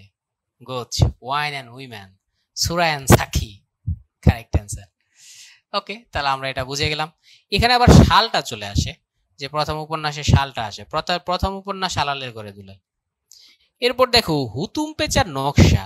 এখন এটা কিন্তু লিখছে কে? কালী প্রসন্ন। এখন আলালের ঘরে দুলাল আমরা সবাই জানি এটার লেখকের নাম। আলালের ঘরে দুলালের লেখকের নাম কি? ইউ ক্যান নাও পিন, আচ্ছা দরকার নাই। এটা হচ্ছে আলালের ঘরে দুলাল পেরিচাঁদ মিত্র, তাই না? আরে স্লাইডটা নষ্ট হয়ে যাচ্ছে। পেরিচাঁদ মিত্র আঁকা আঁকির কারণে। আর হুতুম পেঁচার নকশাকে আমরা দেখব কালী প্রসন্ন। হুতুম পেঁচার নকশার লেখক হচ্ছে কে? কালী প্রসন্ন। আচ্ছা, কালী প্রসন্ন হচ্ছে, এটা সংক্ষেপে আমি কালী লিখে দিই এখানে। এটার লেখক হচ্ছে কালী প্রসন্ন। এই কালী প্রসন্ন হুতুম পেঁচার নকশা লিখলো। এখানেও খেয়াল করে দেখো হুতুম পেঁচা কেন। কালী প্রসঙ্গ নিজে কল্পনা করলেন, আমি একটা হুতুম পেঁচা, আমি পেঁচা হয়ে পেঁচার ডালে বসে আমি দেখছি। কি দেখছি? আমি দেখছি কলকাতার বাবুদের মদ, সুরা, সাকি, গরু খাওয়া ইত্যাদি। তাহলে হুতুম পেঁচার নকশার মধ্যে কিসের প্রভাব পড়েছে? এই কলকাতার বাবু সংস্কৃতির, বাবু কালচার, বাবুদের নষ্ট হয়ে যাওয়া ইংরেজি ভাবধারা, এটা হুতুম পেঁচার নকশাতে এসেছে। তোমরা মাইকেলের একে কি বলে সভ্যতা পড়েছো, সেখানেও কিন্তু বাবু সংস্কৃতি এসেছে। তারপর যারা ডি রোজিওর শিষ্য ছিল, যাদেরকে আমরা ইয়াং বেঙ্গল বলি, ইয়াং বেঙ্গলের সদস্য ছিল পেরিচাঁদ মিত্র, মাইকেল। এরা সবাই মদ খেতেন, এরা সবাই পরনারীর সাথে ডান্স করতেন, এরা সবাই গরুও খেতেন। এর মধ্যে মাইকেল তো আরো বেশি। মাইকেল হিন্দু ধর্ম ত্যাগ করে কি হয়ে গেলেন? খ্রিস্টানই হয়ে গেলেন। তাহলে এই যে বাবু সংস্কৃতি ব্যাপক হারে ধরেছে, তাহলে মাথায় আমরা দুইটা জিনিস রাখবো। এক হচ্ছে যত প্রেস পাই, পত্রিকা পাই, প্রেস প্রতিষ্ঠা হলো, পত্রিকা প্রতিষ্ঠা হলো, স্কুল প্রতিষ্ঠা হলো, তারপর হচ্ছে কলেজ প্রতিষ্ঠা হলো। এরপর আমরা দেখতে পাই কি যেন একটা ডিকশনারি পর্যন্ত রচনা হলো, শব্দকোষ। এরপর রচনা হলো গ্রামার। সমস্ত কিছুর কি উদ্দেশ্য ছিল বলতো? আমি যে এতগুলা বিষয় বললাম, প্রেস প্রতিষ্ঠা, পত্রিকা প্রতিষ্ঠা, ভাষাকে সহজ করা, সবকিছুর মূলে কি ছিল? ভাষাকে সহজ করা, ভাষার প্রচার। থ্যাংক ইউ, অধিকারী প্রচার লিখেছো। কি প্রচার সেটা বলো? গুড, মিশনারিজদের ধর্ম প্রচার। গুড, এই গেল একটা পজিশন। তাহলে আধুনিক যুগের সকল সূচনার পেছনে মিশনারিজদের একটা অবদান আছে, আর বাঙালিদের অবদান সাহিত্যে। কারণ বাঙালিরা যে অবদানটা রেখেছে, সেটা রামমোহন থেকে শুরু করে রামমোহন, বিদ্যাসাগর, মাইকেল বলো, বঙ্কিম বলো, পেরিচাঁদ মিত্র, কালীপ্রসন্ন, বাঙালিরা যে অবদান, তারা তো আর ধর্মপ্রচার করেন নাই, তারা হচ্ছে বাবু কালচারের বিরোধিতা করে লেখালেখি করেছেন। এবার দেখো পেরিচাঁদ নিজেও মদ খাইতেন, কিন্তু তিনি আলালের ঘরে দুলাল মদের বিরুদ্ধে লিখলেন। কালীপ্রসন্ন নিজেও মদ খাইতেন, তিনি কিন্তু এই হুতুম পেঁচার নকশা মদের বিরুদ্ধে লিখলেন। মাইকেল নিজেও মদ খাইতেন। এবার তোমরাই বলো, মাইকেল মদ খাওয়া সত্ত্বেও, ডি রোজিওর শিষ্য হওয়া সত্ত্বেও, মাইকেল বাইজি নাচা সত্ত্বেও, মাইকেল কোন গ্রন্থটা এই বাবু কালচারের বিরুদ্ধে, ইয়াং বেঙ্গলের বিরুদ্ধে লিখেছেন? এক, একেই কি বলে সভ্যতা। দুই, বুড়ো শালিকের ঘাড়েরও। মাইকেল কোনটা এই বাবু কালচারের বিরুদ্ধে লিখেছেন? Correct answer. একে কি বলে? সভ্যতা। তাহলে আমরা বাবু কালচার ব্যাপারটা কি পুরোপুরি বুঝে গেলাম, ঠিক না? তাহলে প্রথম উপন্যাস আলালের ঘরে দুলাল, তাহলে এখানে আর প্রথম সার্থক উপন্যাস হচ্ছে দুর্গেশ নন্দিনী। দুর্গেশ নন্দিনী আবার ঐতিহাসিক, তাহলে এখান থেকে কিন্তু ঐতিহাসিক চলে আসলো আর রোমান্টিক চলে আসলো। এটি একটি ঐতিহাসিক উপন্যাস, আর কপালকুণ্ডলা দুইটাই রোমান্টিক প্লাস ঐতিহাসিক দুই উপন্যাস। এটা আরেকটা উপন্যাস আমরা পাই 1876 সালে। এই দুইটা মোটামুটি আমরা সবাই জানি, এই দুইটা কার? বঙ্কিমচন্দ্র চট্টোপাধ্যায়ের হচ্ছে এই দুইটা আমরা জানি। আর এটা হচ্ছে নারীদের মধ্যে প্রথম উপন্যাসিক, রবীন্দ্রনাথের বোন ছিলেন, ওনার নাম হচ্ছে কি? স্বর্ণকুমারী দেবী। নারীদের মধ্যে তিনি সর্বপ্রথম উপন্যাস লিখেছেন, স্বর্ণকুমারী দেবী। এবার আমি প্রশ্ন উত্থাপন করব, তোমরা অ্যান্সার দিবে। শুধু একটা লেটার লিখলে হবে। বলো প্রথম উপন্যাসের চেষ্টা কোনটা? এখান থেকে 3টা প্রশ্ন করে আমরা 4-5টা প্রশ্ন করে চলে যাব। একটা লেটার লিখলে হবে, আমি বুঝতে পারবো। গুড, কলিকাতা কমলালয়। এবার ধরো কলিকাতা কমলালয় নাই, নববাবু বিলাস নাই, নববিবি বিলাস নাই, তাহলে বলো প্রথম উপন্যাসের চেষ্টা কোনটা? ফুলমণি ও করুণার বিবরণ, কারেক্ট অ্যান্সার। এবার বলো প্রথম উপন্যাস কোনটা? এতক্ষণ তো আমরা উপন্যাসের চেষ্টা করেছি, এখন বলবো প্রথম উপন্যাস কোনটা? কারেক্ট অ্যান্সার, আলালের ঘরে দুলাল হয়েছে। এবার বলো প্রথম সার্থক উপন্যাস কোনটা? প্রথম সার্থক উপন্যাস কোনটা? Correct answer, Durgesh Nandini. এটা হচ্ছে প্রথম সার্থক, কারণ এই উপন্যাসের, দুর্গেশ নন্দিনী উপন্যাসের প্লট ঠিক ছিল, চরিত্র ঠিক ছিল, ভাষা ঠিক ছিল, সবগুলা ঠিক হইলেই সেটাকে সার্থক বলা যায়। তাহলে বলো তো প্রথম রোমান্স ধর্মী ঐতিহাসিক উপন্যাস বা প্রথম রোমান্টিক উপন্যাস কোনটা? কারেক্ট অ্যান্সার, কপালকুণ্ডলা হয়েছে। এবার নারীদের লিখিত প্রথম উপন্যাস কোনটি? দ্বীপ নির্বাণ। সবই হয়ে গেছে। এখন আমি তোমাদের কাছে অন্য একটা উত্তর চাইবো। তাহলে এবার বলো প্রথম ঔপন্যাসিক কে? প্রথম ঔপন্যাসিক পেরিচাঁদ মিত্র নাকি বঙ্কিম? প্রথম ঔপন্যাসিক কে? বাংলা সাহিত্যের প্রথম ঔপন্যাসিক পেরিচাঁদ না বঙ্কিম? অ্যান্সার হবে পেরিচাঁদ, পেরিচাঁদ, পেরিচাঁদ, পেরিচাঁদ প্রথম ঔপন্যাসিক। এবার বলো পেরিচাঁদ তো উপন্যাসটা ভালোভাবে লিখতে পারেন নাই, 100% পারফেক্ট হয় নাই। প্রথম পারফেক্ট উপন্যাস ছিল হচ্ছে দুর্গেশ নন্দিনী, 100% পারফেক্ট। তাহলে বলো উপন্যাসের জনক কে? প্রথম ঔপন্যাসিক পেরিচাঁদ হলেও উপন্যাসের জনক কিন্তু বঙ্কিম, এই কথাটা মাথায় রাখতে হবে। তাহলে আমরা বুঝতে পেরেছি প্রথম ঔপন্যাসিক হচ্ছে পেরিচাঁদ, কিন্তু উপন্যাসের জনক আবার কে হয়ে যাবে? জনক হয়ে যাবে বঙ্কিম। এই পৃষ্ঠা আমাদের শেষ। তাহলে আমরা উপন্যাসের সূচনা দেখলাম, কলিকাতা কমলালয় দেখলাম, নববাবু বিলাস দেখলাম, নববিবি বিলাস দেখলাম। সবগুলার মধ্যে ভবানীচরণ কি করেছেন? সমালোচনা করেছেন, মদখোরদের সমালোচনা, গাঞ্জাখোরদের সমালোচনা ইত্যাদি। দেখো এখানে প্রশ্নগুলো আছে। ফুলমণি ও করুণার বিবরণ, এটা কে লিখেছেন? ফুলমণি ধর্মকর্ম পালন করে, সুতরাং ফুলমণি অত্যন্ত ভালো মেয়ে, তার জীবন অত্যন্ত সুখে হয়েছে। আর করুণার নাম থেকেই বুঝতে পারছো সে ধর্মকর্ম পালন করতো না, টাকা পয়সার গরম দেখাতো, উশৃঙ্খল জীবন যাপন করতো, তাই করুণার জীবন নরকে নিপতিত হয়েছে। এই সবকিছুর মূলে রয়েছে খ্রিস্টানিটি প্রচার। আমরা বুঝতে পেরেছি এটা কে করেছেন? হ্যানা ক্যাথরিন মুল্যান্স করেছেন। ওকে, কথা সাহিত্য বলতে আসলে কি বুঝি? এটা পরীক্ষায় আসে। ছোট গল্প, ছোট গল্পের জনক রবীন্দ্রনাথ ঠাকুর, আর উপন্যাসের জনক হচ্ছে বঙ্কিম। এই ছোট গল্প আর উপন্যাসকে, এই দুইটাকে একসাথে বলা হয় কথা সাহিত্য। খুবই খুবই ইম্পর্টেন্ট একটি প্রশ্ন। এবার দেখো বাংলা উপন্যাসে প্রাথমিক পর্যায়ে কোন বিষয়টি বিশেষ প্রাধান্য বিস্তার করেছিল? তাহলে ইতিমধ্যে আমরা দেখতে পেরেছি সামাজিক কাহিনী। তাহলে উত্তর যদি সামাজিক কাহিনী হয়, উত্তরে তো আর আমি যে অপশনগুলো বলেছি এই অপশনগুলো তো আর উত্তরে লেখা যায় না। তাহলে বলো তো দেখি বাংলা উপন্যাসের প্রাথমিক পর্যায়ে কোন, আমি ডাইরেক্ট একটা স্পেসিফিক উত্তর চাচ্ছি, কোন বিষয়গুলো বেশি ছিল বলো? কে দেখি কোন জিনিসটা পছন্দ করেছিল? একজন বলেছে ডব্লিউ মানে ওয়াইন এন্ড উম্যান। গুড, হ্যাঁ, সুরা সাকি মদ, এইসব। তাহলে এগুলা সব কি সামাজিক সমস্যা? তাই প্রথম উপন্যাসে সামাজিক কাহিনীটাই উপন্যাসগুলোতে প্রাধান্য ছিল। এগুলা সব কিন্তু বিগত সালের প্রশ্ন। হ্যাঁ, বাংলা সাহিত্যের প্রথম মহিলা উপন্যাসিক স্বর্ণকুমারী দেবী, এটা তোমরা পারবে, কোনো সমস্যা নাই।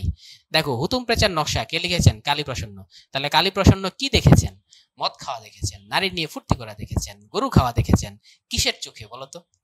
কালীপ্রসন্ন কিসের চোখে এসব দেখেছেন? কালীপ্রসন্ন নিজেকে কিসের সাথে তুলনা করেছেন?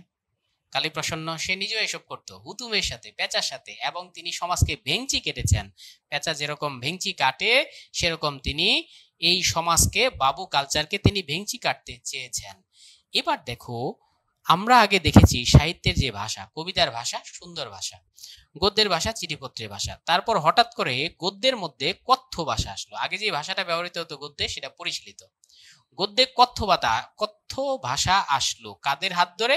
এই মিশনারিজরাই তাদের ভাষাটাকে সহজ করার জন্য তারা কিন্তু এই কথ্য ভাষা শুরু করলো। একই ধরনের কথ্য ভাষা কিন্তু আলালের ঘরে দুলাল উপন্যাসে কথ্য ভাষা প্রয়োগ করলো, মানে পরিশীলিত ভাষা না, পরিমার্জিত ভাষা না, হজবরল ভাষা। সেই কথ্য ভাষা পেরিচাঁদ মিত্র প্রয়োগ করলো, সেটাকে আমরা নাম দিলাম কি ভাষা? আলালি ভাষা।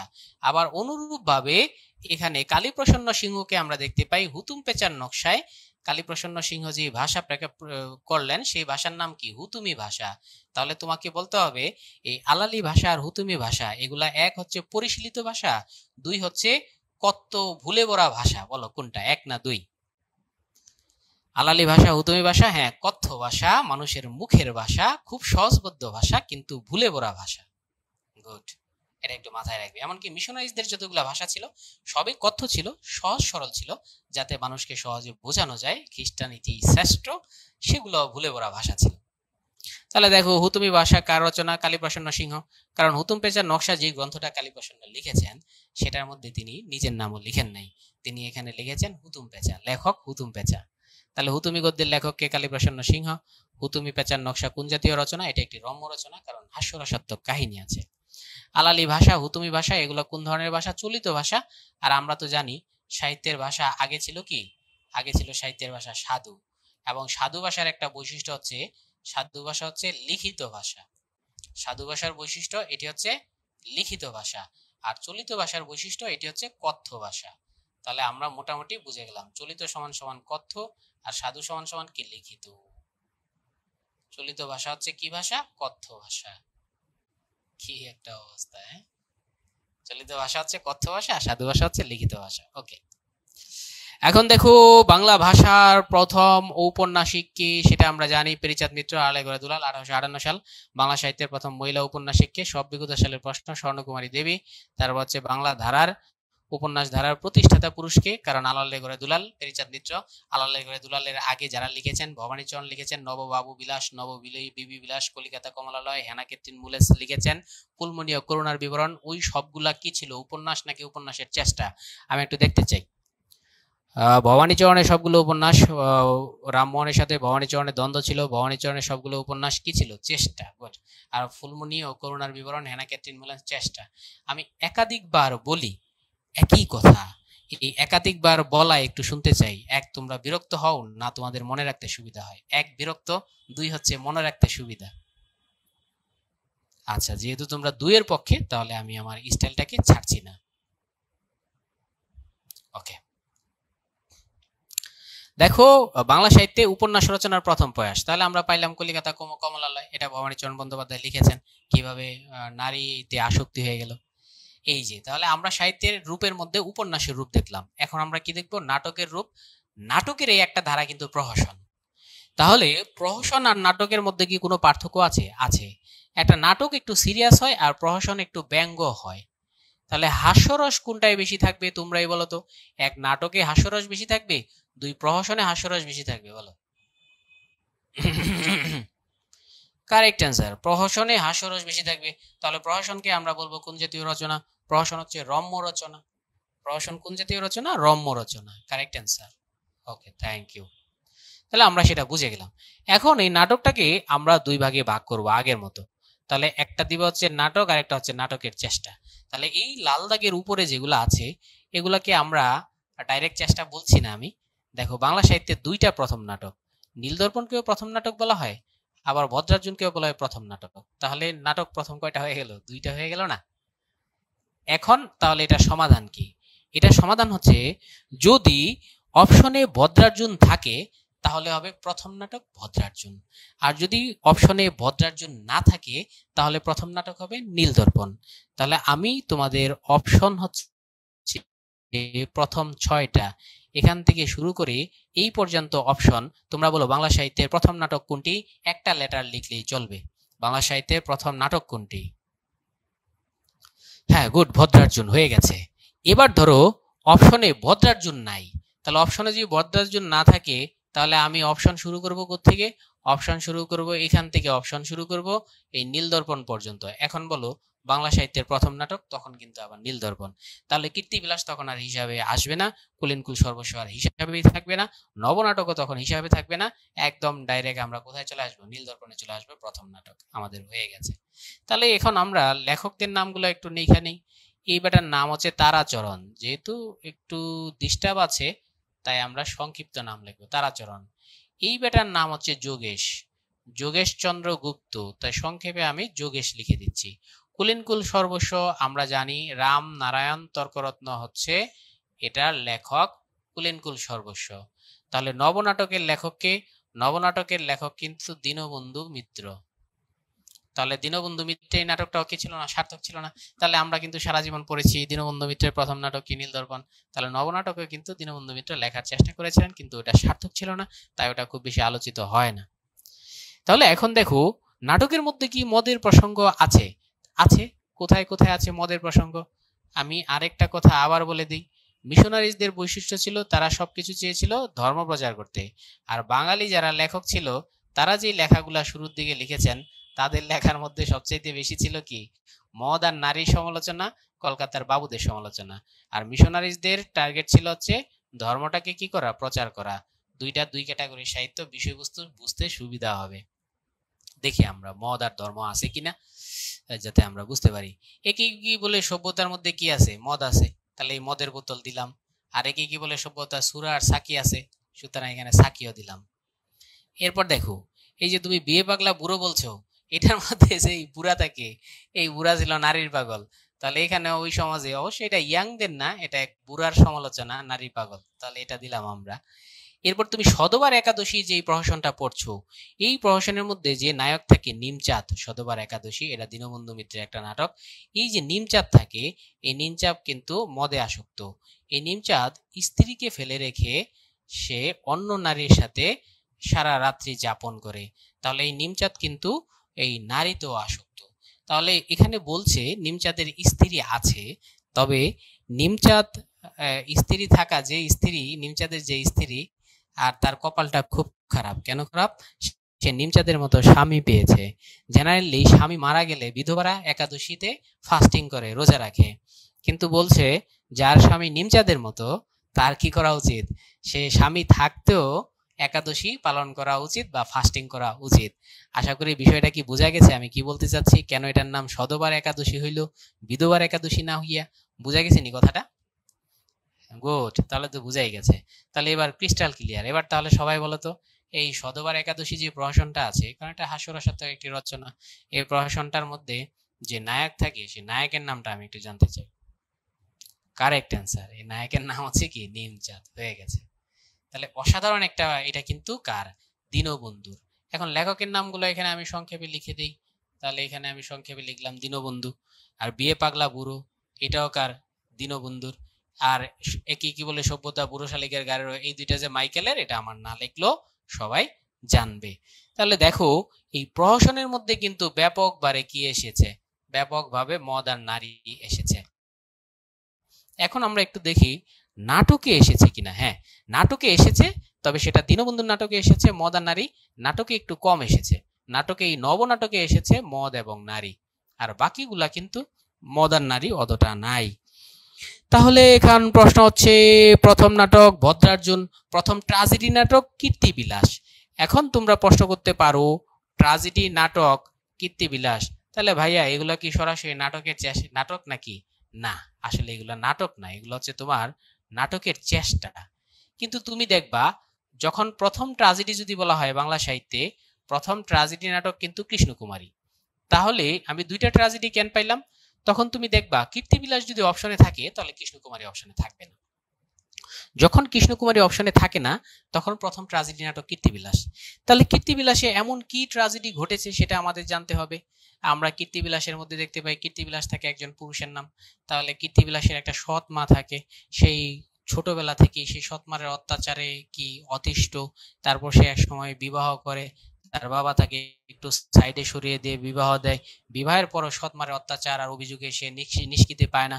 এক সময় কীর্তিবিলাসকে আমরা দেখতে পাই কীর্তিবিলাসের স্ত্রী শাশুড়ির নির্যাতনে আত্মহত্যা করে। এমনকি স্ত্রী আত্মহত্যা করার পর কীর্তিবিলাস নিজেও আত্মহত্যা করে, তাহলে এটি যে একটা ট্রাজেডি বুঝাই যাচ্ছে, কারণ এখানে দুইটা আত্মহত্যা আছে। অনুরূপভাবে কৃষ্ণকুমারী নাটকটা যদি আমরা দেখি, এখানেও দেখতে পাই তিনজন রাজা, একজন রাজা হচ্ছে কৃষ্ণকুমারীর বাবা, আরেকজন রাজা হচ্ছে তোমার উদয়পুরের রাজা, আরেকজন রাজা হচ্ছে জয়পুরের রাজা, মানে এটা হচ্ছে ভারতের রাজপুত জাতি বা তোমার রাজস্থানের কাহিনী। এই তিন রাজা, এক রাজার মেয়ে থাকে হচ্ছে কৃষ্ণা, এই দুই রাজাই কৃষ্ণাকে কি করতে চায়, বিয়ে করতে চায়। তখন এই দুই রাজাই কৃষ্ণাকে বিয়ে করতে চায়। এখন এই রাজা প্রথমে এর সাথে বিয়ে ঠিক করে, বিয়ে ঠিক করার পর আবার কৃষ্ণার আবার প্রেম হয়ে যায় এই রাজার সাথে। তখন দেখো কি একটা অবস্থা, একটা ত্রিভুজ প্রেমের কাহিনী, বিধি তুমি বলে দাও আমি কার, দুটি মানুষ একটি মনের দাবিদার। এই লোক বলে আমি পৃথিবীর এই বুকে আগুন জ্বালিয়ে দেব তুমি যদি আমারই না হও, আর এই লোক বলে বিশ্বাসঘাতকতা করো না প্রিয়া, আমি ছাড়া তুমি কারো নও। তো পরবর্তীতে দুই রাজাই হুমকি দেয়, যদি কৃষ্ণাকে বিয়ে না দেন তাহলে আমি আপনার রাজ্য জ্বালিয়ে দেব। তখন যার কাছেই বিয়ে দোক কৃষ্ণার রাজ্যকে পুড়িয়ে দিবে, জ্বালিয়ে দিবে। তাই লাস্ট পর্যন্ত কৃষ্ণা কিন্তু আত্মহত্যা করে। তাহলে এটাও একটা ট্রাজেডি। তাহলে আমরা বুঝতে পেরেছি দুইটাই ট্রাজেডি, কীর্তিবিলাসও ট্রাজেডি, আবার কৃষ্ণকুমারীও ট্রাজেডি। তবে অপশনে একটা থাকলে আর একটা থাকবে না। এবার ধরো অপশনে কৃষ্ণকুমারী নাই, যদি অপশনে কৃষ্ণকুমারী না থাকে তাহলে বলো প্রথম ট্রাজেডি কোনটি?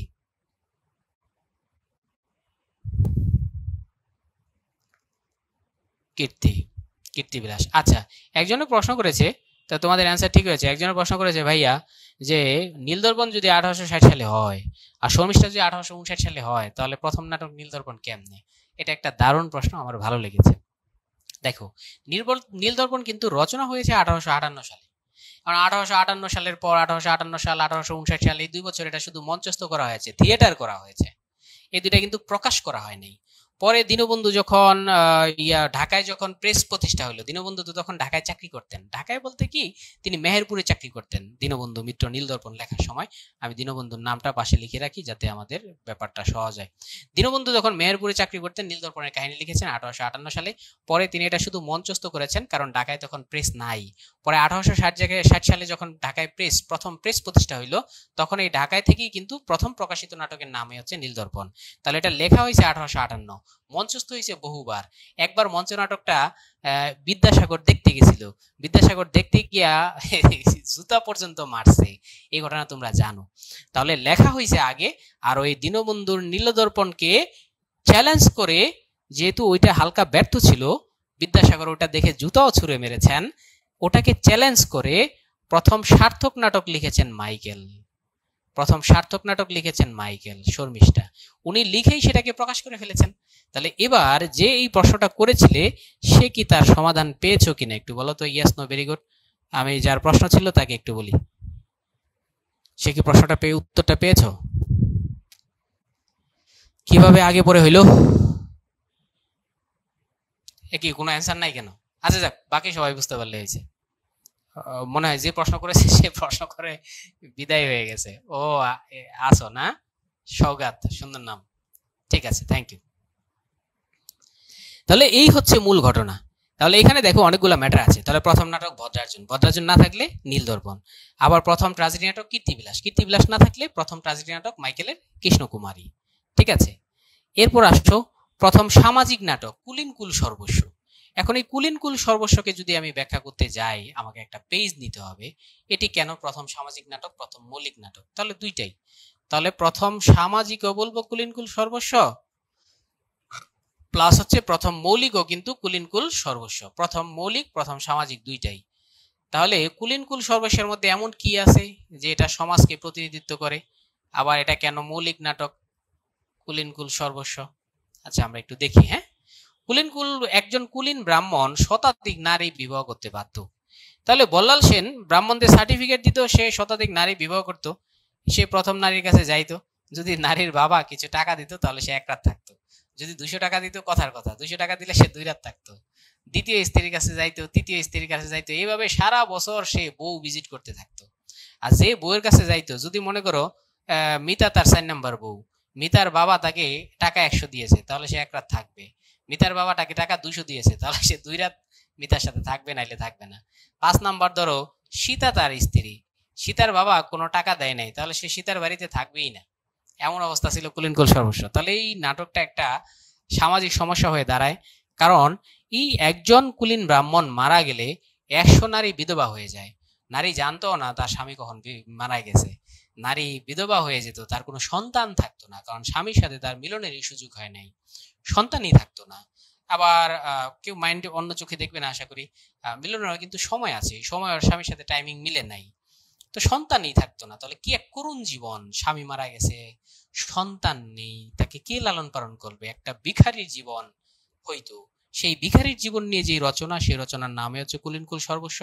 আর এটা লিখেছেন হচ্ছে রামনারায়ণ তর্করত্ন। কুলিনকুল সর্বস্ব এটা লিখেছেন কে? রামনারায়ণ তর্করত্ন। তাকে বলা হয় নাটকের রামায়ণ। তাহলে প্রথম সামাজিক নাটকের লেখক রামনারায়ণ তর্করত্ন, প্রথম মৌলিক নাটকের লেখক রামনারায়ণ তর্করত্ন। আশা করি আমরা বিষয়টা বুঝতে পেরেছি। তাহলে নাটকের এতটুকু যদি বোঝা যায় তাহলে খুবই খুবই ভালো। হ্যাঁ, কলিন্য প্রথা নিয়ে নবনাটক তো মদ নিয়ে আমরা বুঝছি। আর নীল দর্পণ আমরা জানি নীলকরদের অত্যাচার নিয়ে। মেহেরপুর অঞ্চলের একটা বাস্তব কাহিনী দীনবন্ধু মিত্র এই নাটকে তুলে ধরেছেন। মেহেরপুর অঞ্চলের বাস্তব কাহিনী, সেই বাস্তব কাহিনীটা কি? এক পরিবার থাকে, সেই পরিবার হচ্ছে গোলক বসুর পরিবার। সে গোলক বসুর 2 ছেলে থাকে, নবীন মাধব, বিন্দু মাধব। সেই গোলক বসুকে ইংরেজরা নীল চাষ করবে না এই জন্য কি ধরে নিয়ে যায়, জেলে ধরে নিয়ে যায়। তারপর সে কিন্তু মারা যায়, সে মারা যায়, গোলক বসু মারা যায়। তো মারা যাওয়ার পর তার স্ত্রী পাগল হয়ে যায়। তার স্ত্রী পাগল হইয়া নীলদর্পণ নাটকে দেখতে পাই, স্ত্রী পাগল হইয়া তার যে ছোট ছেলে থাকে বিন্দু মাধব, সে বিন্দু মাধবের বউয়ের গলা টিপে ধরে। তাহলে বিন্দু মাধবের বউ কিন্তু সানডে মানডে ক্লোজ হয়ে যায়, মারা যায়। এরপর আমরা দেখতে পাই বেঁচে থাকে গোলক বসুর ছেলে, বেঁচে থাকে। সেই ছেলের নাম থাকে হচ্ছে তোমার নবীন মাধব, বড় ছেলে। সে বড় ছেলেও লাস্ট পর্যন্ত আমরা দেখতে পাই ইংরেজদের সাথে লড়াই হয়, লড়াইয়ে তার মাথা ফাটিয়ে ফেলে এবং সে মৃত্যু পথযাত্রী। তাহলে এই নীলকরদের যে অত্যাচারের কাহিনী, বাস্তব কাহিনী, সেটা হচ্ছে নীলদর্পণ নাটক। দেখি তোমাদের মনে আছে কিনা, যখন নীলদর্পণ নাটক লেখেন সেটা প্রথম প্রকাশিত হয়েছে 1860 সালে, এবং সেই সময় একটা প্রেস প্রতিষ্ঠা হয়েছে। সেই প্রেসটার নাম কি বলো?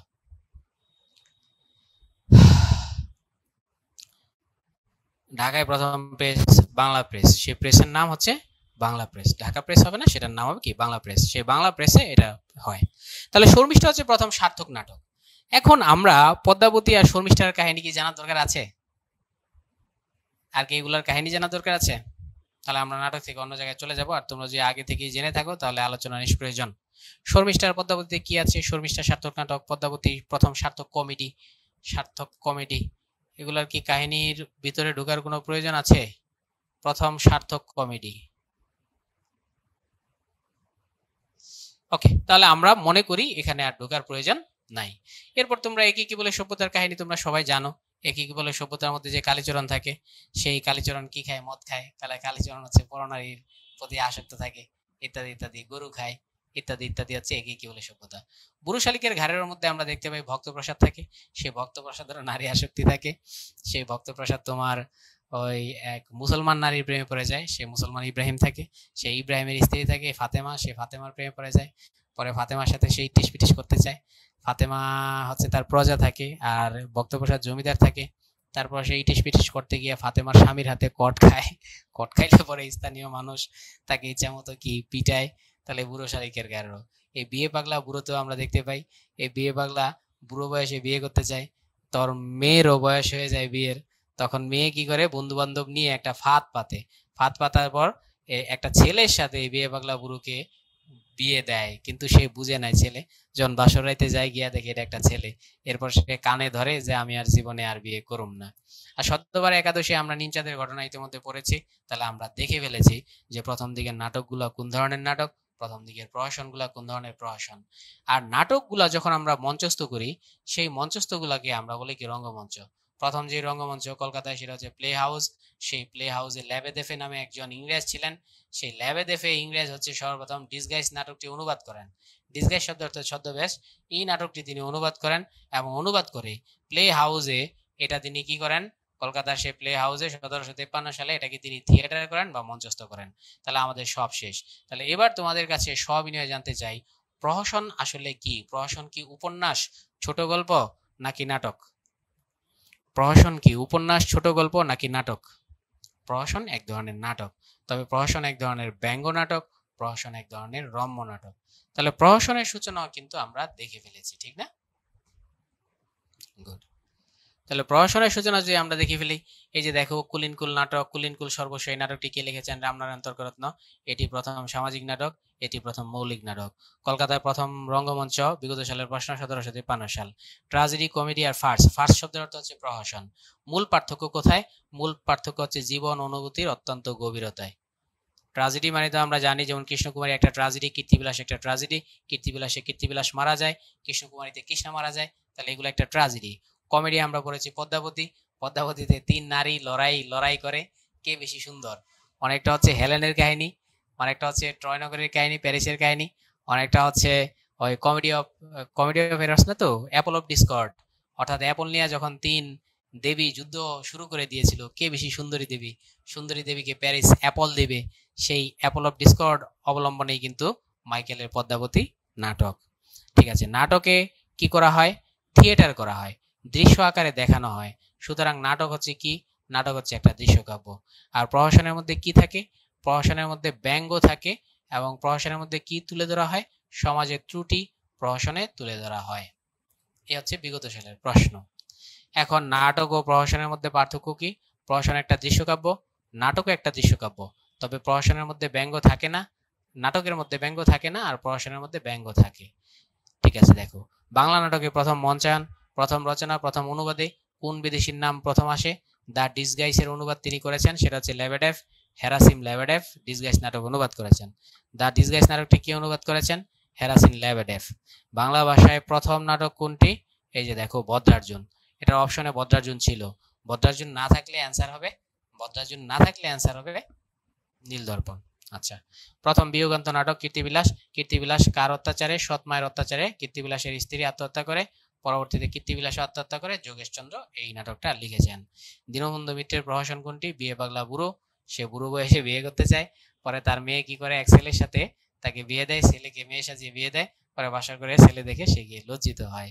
সামাজিক নাটক শতবার একাদশী, নায়কের নাম নিমচাঁদ, মদে আসক্তি, নারীতে আসক্তি। শতবার একাদশী কোন জাতীয়? এটি একটি প্রহসন, নাটকেরই একটি অংশ। আচ্ছা, এবার আমরা চলে আসি মহাকাব্যের সূচনা। এবার মহাকাব্যের মধ্যে কি মদ নারী থাকবে? তাহলে মহাকাব্য কিন্তু মদ নারী মুক্ত হবে। দেখবা, মহাকাব্য হতে হলে দুইটা জিনিস থাকতে হয়। একটা হচ্ছে কোনো বিখ্যাত যুদ্ধের কাহিনী, সেটা ঐতিহাসিক যুদ্ধ হইতে পারে অথবা কোনো ধর্মযুদ্ধের কাহিনী হইতে পারে। এই দুইটা জিনিস মহাকাব্যের মধ্যে থাকবে। এবার দেখি মহাকাব্যের মধ্যে আছে কিনা।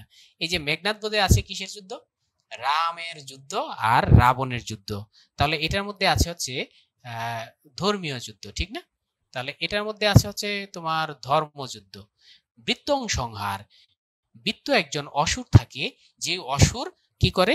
হিন্দু ধর্মের যত দেবদেবী আছে তাদেরকে স্বর্গ থেকে তাড়িয়ে দেওয়ার চেষ্টা করে। তাহলে এই বৃত্ত অসুরকে কি করতে হবে? অসুর মানে তো খারাপ, সে এটাও ধর্মযুদ্ধ হবে। এই খারাপ অসুরকে হত্যা করতে হবে। যখন বৃত্ত অসুরকে হত্যা করতে হবে, তখন তাকে হত্যা করা যাচ্ছিল না কোনো অস্ত্র দিয়ে, এটা একটা ধর্মযুদ্ধ। তখন আমরা দধিচি এক সাধকের নাম শুনেছি। সেই দধিচি তার দেহ দান করে, সেই দেহ থেকে আগুন ছাই হয়ে যায়। ছাই হওয়ার পর তার যে হাড় থাকে, সেই হাড় দিয়ে অস্ত্র তৈরি করা হয়। তারপর সেই অস্ত্র তৈরি করে বৃত্ত অসুরকে হত্যা করতে হয়। তাহলে এটিও একটি ধর্মযুদ্ধের কাহিনী। রৈবতকে আমরা দেখতে পাই ভগবান শ্রীকৃষ্ণ, সে প্রথম দিকে জন্মায় একটু বড় হয়, বড় হওয়ার পর হচ্ছে, এটার নায়ক হচ্ছে কৃষ্ণ। বড় হওয়ার পর সে কি করে? কিছু অসুরদের বধ করে। তাহলে এটিও কিন্তু একটা কিসের কাহিনী? ধর্মযুদ্ধের কাহিনী। কুরুক্ষেত্রের মধ্যে আমরাও দেখতে পাই এটার নায়ক কি? কৃষ্ণ। কৃষ্ণ 5 ভাইকে সমর্থন করে, 100 ভাইয়ের বিরোধিতা করে, 5 ভাই জিতে যায়, অর্জুন, নকুল, সহদেব, যুধিষ্ঠির, 5 ভাই জিতে যায়, 100 ভাই হেরে যায়। তাহলে এটিও একটি কিসের কাহিনী? ধর্মযুদ্ধের কাহিনী। তাহলে প্রবাসের মধ্যে আবার দেখতে পাই ফাইনালি এক সময় কিন্তু কৃষ্ণ তার দেহ ত্যাগ করে, এক বেদের শিকারে সে মারা যায়। তাহলে এই তিনটারই নাটক কিন্তু কৃষ্ণ। যেহেতু এই তিনটার নাটক কৃষ্ণ, নায়ক কৃষ্ণ, যদি নায়ক একই ব্যক্তি হয় তাকে আমরা বলি ত্রয়ী উপন্যাস। তাহলে রৈবত, কুরুক্ষেত্র, প্রবাস, এই তিনটা হচ্ছে ত্রয়ী উপন্যাস। আর এই তিনটার লেখক কি? একজনেই, ঠিক না? এই তিনটার লেখক কে? নবীনচন্দ্র না হেমচন্দ্র? এই তিনটার লেখক কে? রৈবত, কুরুক্ষেত্র, প্রবাস, কে? নবীনচন্দ্র না হেমচন্দ্র? নবীনের নাটক বেশি, তাহলে নবীন, আর হেমচন্দ্র হচ্ছে বৃত্ত সংহার।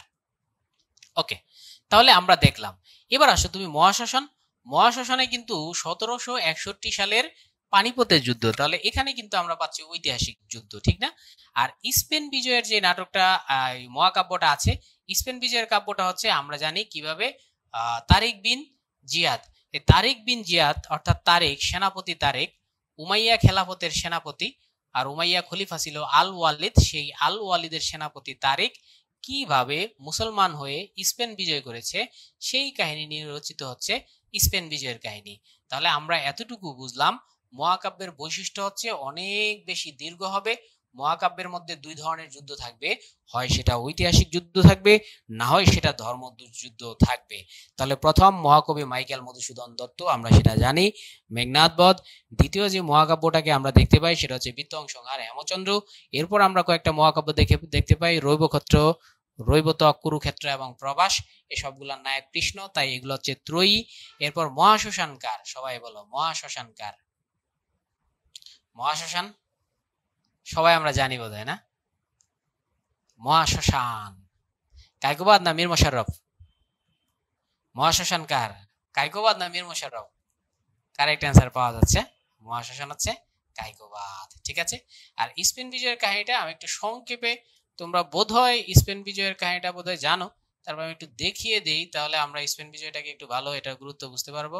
এই যে হচ্ছে আমাদের এটা যদি একটা পৃথিবী হয়, সেই পৃথিবীর মধ্যে আমরা জানি এই অঞ্চলে হচ্ছে আফ্রিকা মহাদেশ আছে, এখানে হচ্ছে ইউরোপ মহাদেশ, আরব, ইউরোপ আর এশিয়া মহাদেশ কোথায়? এই অঞ্চলে। এই জায়গাটা হচ্ছে সিরিয়া, আল ওয়ালিদ, উমাইয়া খেলাফত, আল ওয়ালিদ। সেই উমাইয়া খেলাফতের যে আল ওয়ালিদ ছিল, সে আল ওয়ালিদ একজনকে পাঠাইলো, মোহাম্মদ বিন কাসেমকে পাঠাইলো সিন্ধু বিজয়ে। সে কিন্তু পাকিস্তানের সিন্ধু নদে এসে মোহাম্মদ বিন কাসেম সিন্ধু বিজয় করলো।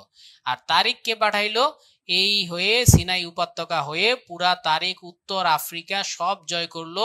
জয় করে এই জায়গাটা হচ্ছে স্পেন, এই কিন্তু স্পেন পর্যন্ত বিজয় করে ফেললো তারিক। সেই কাহিনী নিয়ে রচিত হয়েছে স্পেন বিজয়, বিখ্যাত মহাকাব্য। তাহলে আশা করি আমরা মহাকাব্যের মূল মানিগুলা সব বুঝতে পারলাম।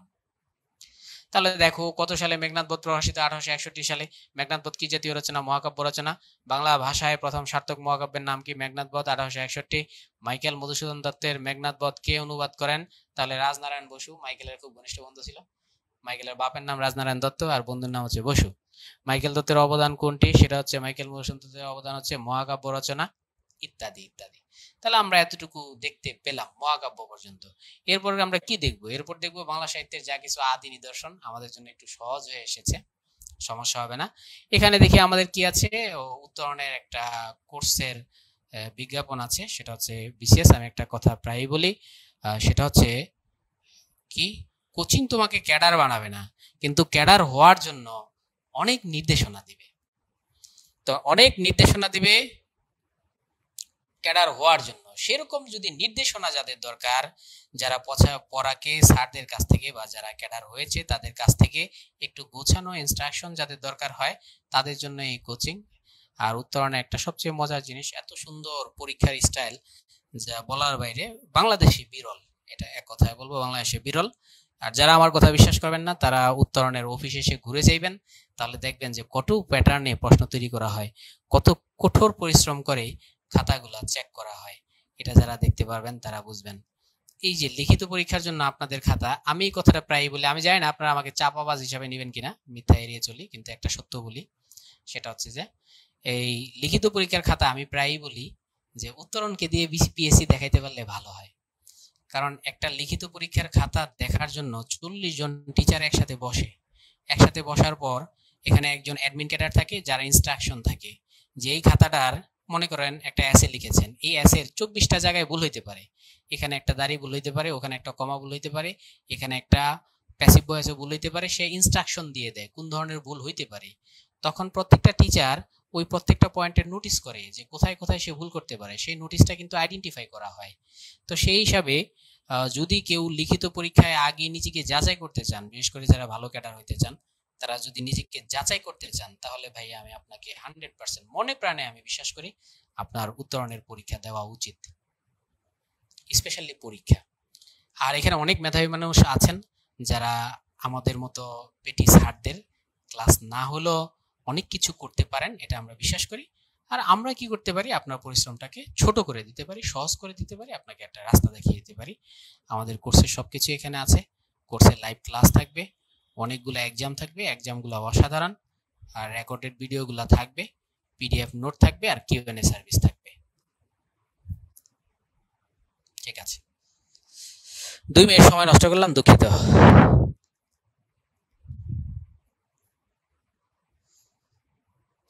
ওকে, এবার দেখো বাংলা সাহিত্যে যা কিছু প্রথম সব কিন্তু আমাদের হয়ে গেছে। এই যে দেখি এখানে কিন্তু সব বসগুলো, এগুলাকে আমরা বলি যা কিছু প্রথম নিদর্শন। এখান থেকে প্রচুর প্রশ্ন আসে বিসিএস এ, এই জায়গাটা আমাদের গুরুত্ব দিয়ে পড়তে হবে। প্রথম প্রহসন, একে কি বলে সভ্যতা, কে লিখেছেন? মাইকেল। তাহলে প্রথম প্রহসন একে কি বলে সভ্যতা, মাইকেল, 1860 সাল।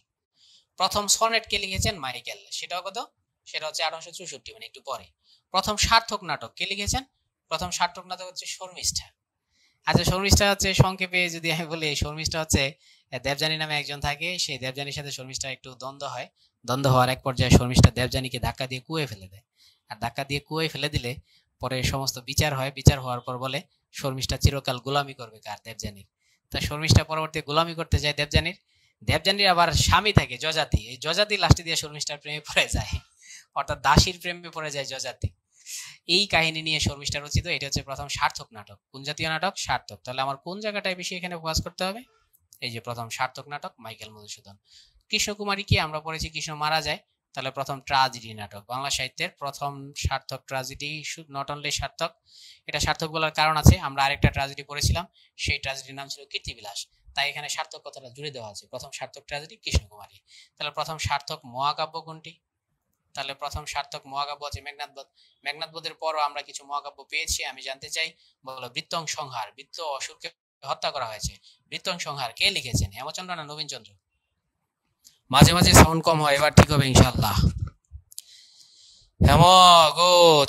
এরপর আমরা কয়েকটা মহাকাব্য দেখতে পাই। রৈবক্ষেত্র, ত্রয়ী। ত্রয়ী মহাকাব্য কোনগুলো? রৈবক্ষেত্র না, তো রৈবতক, কুরুক্ষেত্র এবং প্রভাস, এই তিনটা হচ্ছে ত্রয়ী মহাকাব্য। বলতে হবে এই ত্রয়ী মহাকাব্যের হিরো দা সুপারস্টার কে? ত্রয়ী মহাকাব্যের হিরো দা সুপারস্টার হচ্ছে কৃষ্ণ, এই জন্যই ত্রয়ী মহাকাব্য। গুড। এবার দেখো এই যে কিপা শাস্ত্রের অর্থবেদ মনুয়েল দা আসুমপাসাও, সে প্রথম পাদ্রী, সে একজন পাদ্রী, সে প্রথম ব্যাকরণ লিখেছে মনুয়েল দা আসুমপাসাও, বুকাবুলারিও এম ইডিওমা বেঙ্গলা পর্তুগিজ। আবার সে প্রথম বা ছাপার অক্ষরের প্রথম বাংলা বই, এটাও কিন্তু লিখছে সে, কিপা শাস্ত্র অর্থবেদ। তাহলে এটার প্রধান বিষয়বস্তু কি ছিল? এটার প্রধান বিষয়বস্তু ছিল হচ্ছে ধর্ম প্রচার, খ্রিস্টান ধর্ম প্রচার করা। এবার আসো বাংলা সাহিত্যের প্রথম মুদ্রিত গ্রন্থ, যেটা ফোর্ট উইলিয়াম কলেজ থেকে, এটাও খ্রিস্টানিটি প্রচার ছিল, ঠিক না? এই কথোপকথন 1801 সালে, এটা হচ্ছে 1801 সালে ফোর্ট উইলিয়াম ক্যারি। এখানে দুইজনে কথা বলে, একজন জিজ্ঞাসা করে ধর্ম কোনটা সেরা? খ্রিস্টান। কোথায় শান্তি পাওয়া যাবে? গির্জার মধ্যে। এসবই হচ্ছে খ্রিস্টানিটি প্রচার। আচ্ছা, প্রথম উপন্যাস সেটা আমরা পড়েছি আলালের ঘরে দুলাল, আর বাকি যেগুলো আছে সেগুলো সব উপন্যাসের চেষ্টা। আমরা এখানে বেশি সময় নিব না, কারণ আমাদের পড়া শেষ। এবার আসো যে প্রথম গীতি কবিতা। এই গীতি কবিতা যদি আমরা গুলা দেখি, তাহলে গীতি কবিতায় কিন্তু সর্বপ্রথম অবদান কার? বিহারীলাল চক্রবর্তীর অবদান, ঠিক না? আচ্ছা, বিহারীলাল চক্রবর্তীর অবদান। এখন প্রশ্ন হচ্ছে গীতি কবিতা আসলে কি? তাহলে ধরে নাও গীতি কবিতা হচ্ছে প্রেমের কবিতা। তাহলে আধুনিক যুগে প্রথম দিকে যত কবিতা লিখেছেন সে কয়েকজনের নাম দেখি, আর বিহারীলালের নাম দেখি, তাহলে আমরা বুঝতে পারবো গীতি কবিতা আসলে কোন ধরনের কবিতা। আমি একটু প্রথম স্লাইডটায় যাই, তাহলে আমার বোঝাতে সুবিধা হবে গীতি কবিতার মাধুর্য কি। এই যে দেখো, এদের হাত ধরে কিন্তু আধুনিকতা শুরু। এই যে এক পাশে আমরা রাজা রামমোহনকে দেখতে পাচ্ছি, তাহলে ব্যক্তি হিসেবে কিছু আধুনিকতায় অবদান রেখেছেন।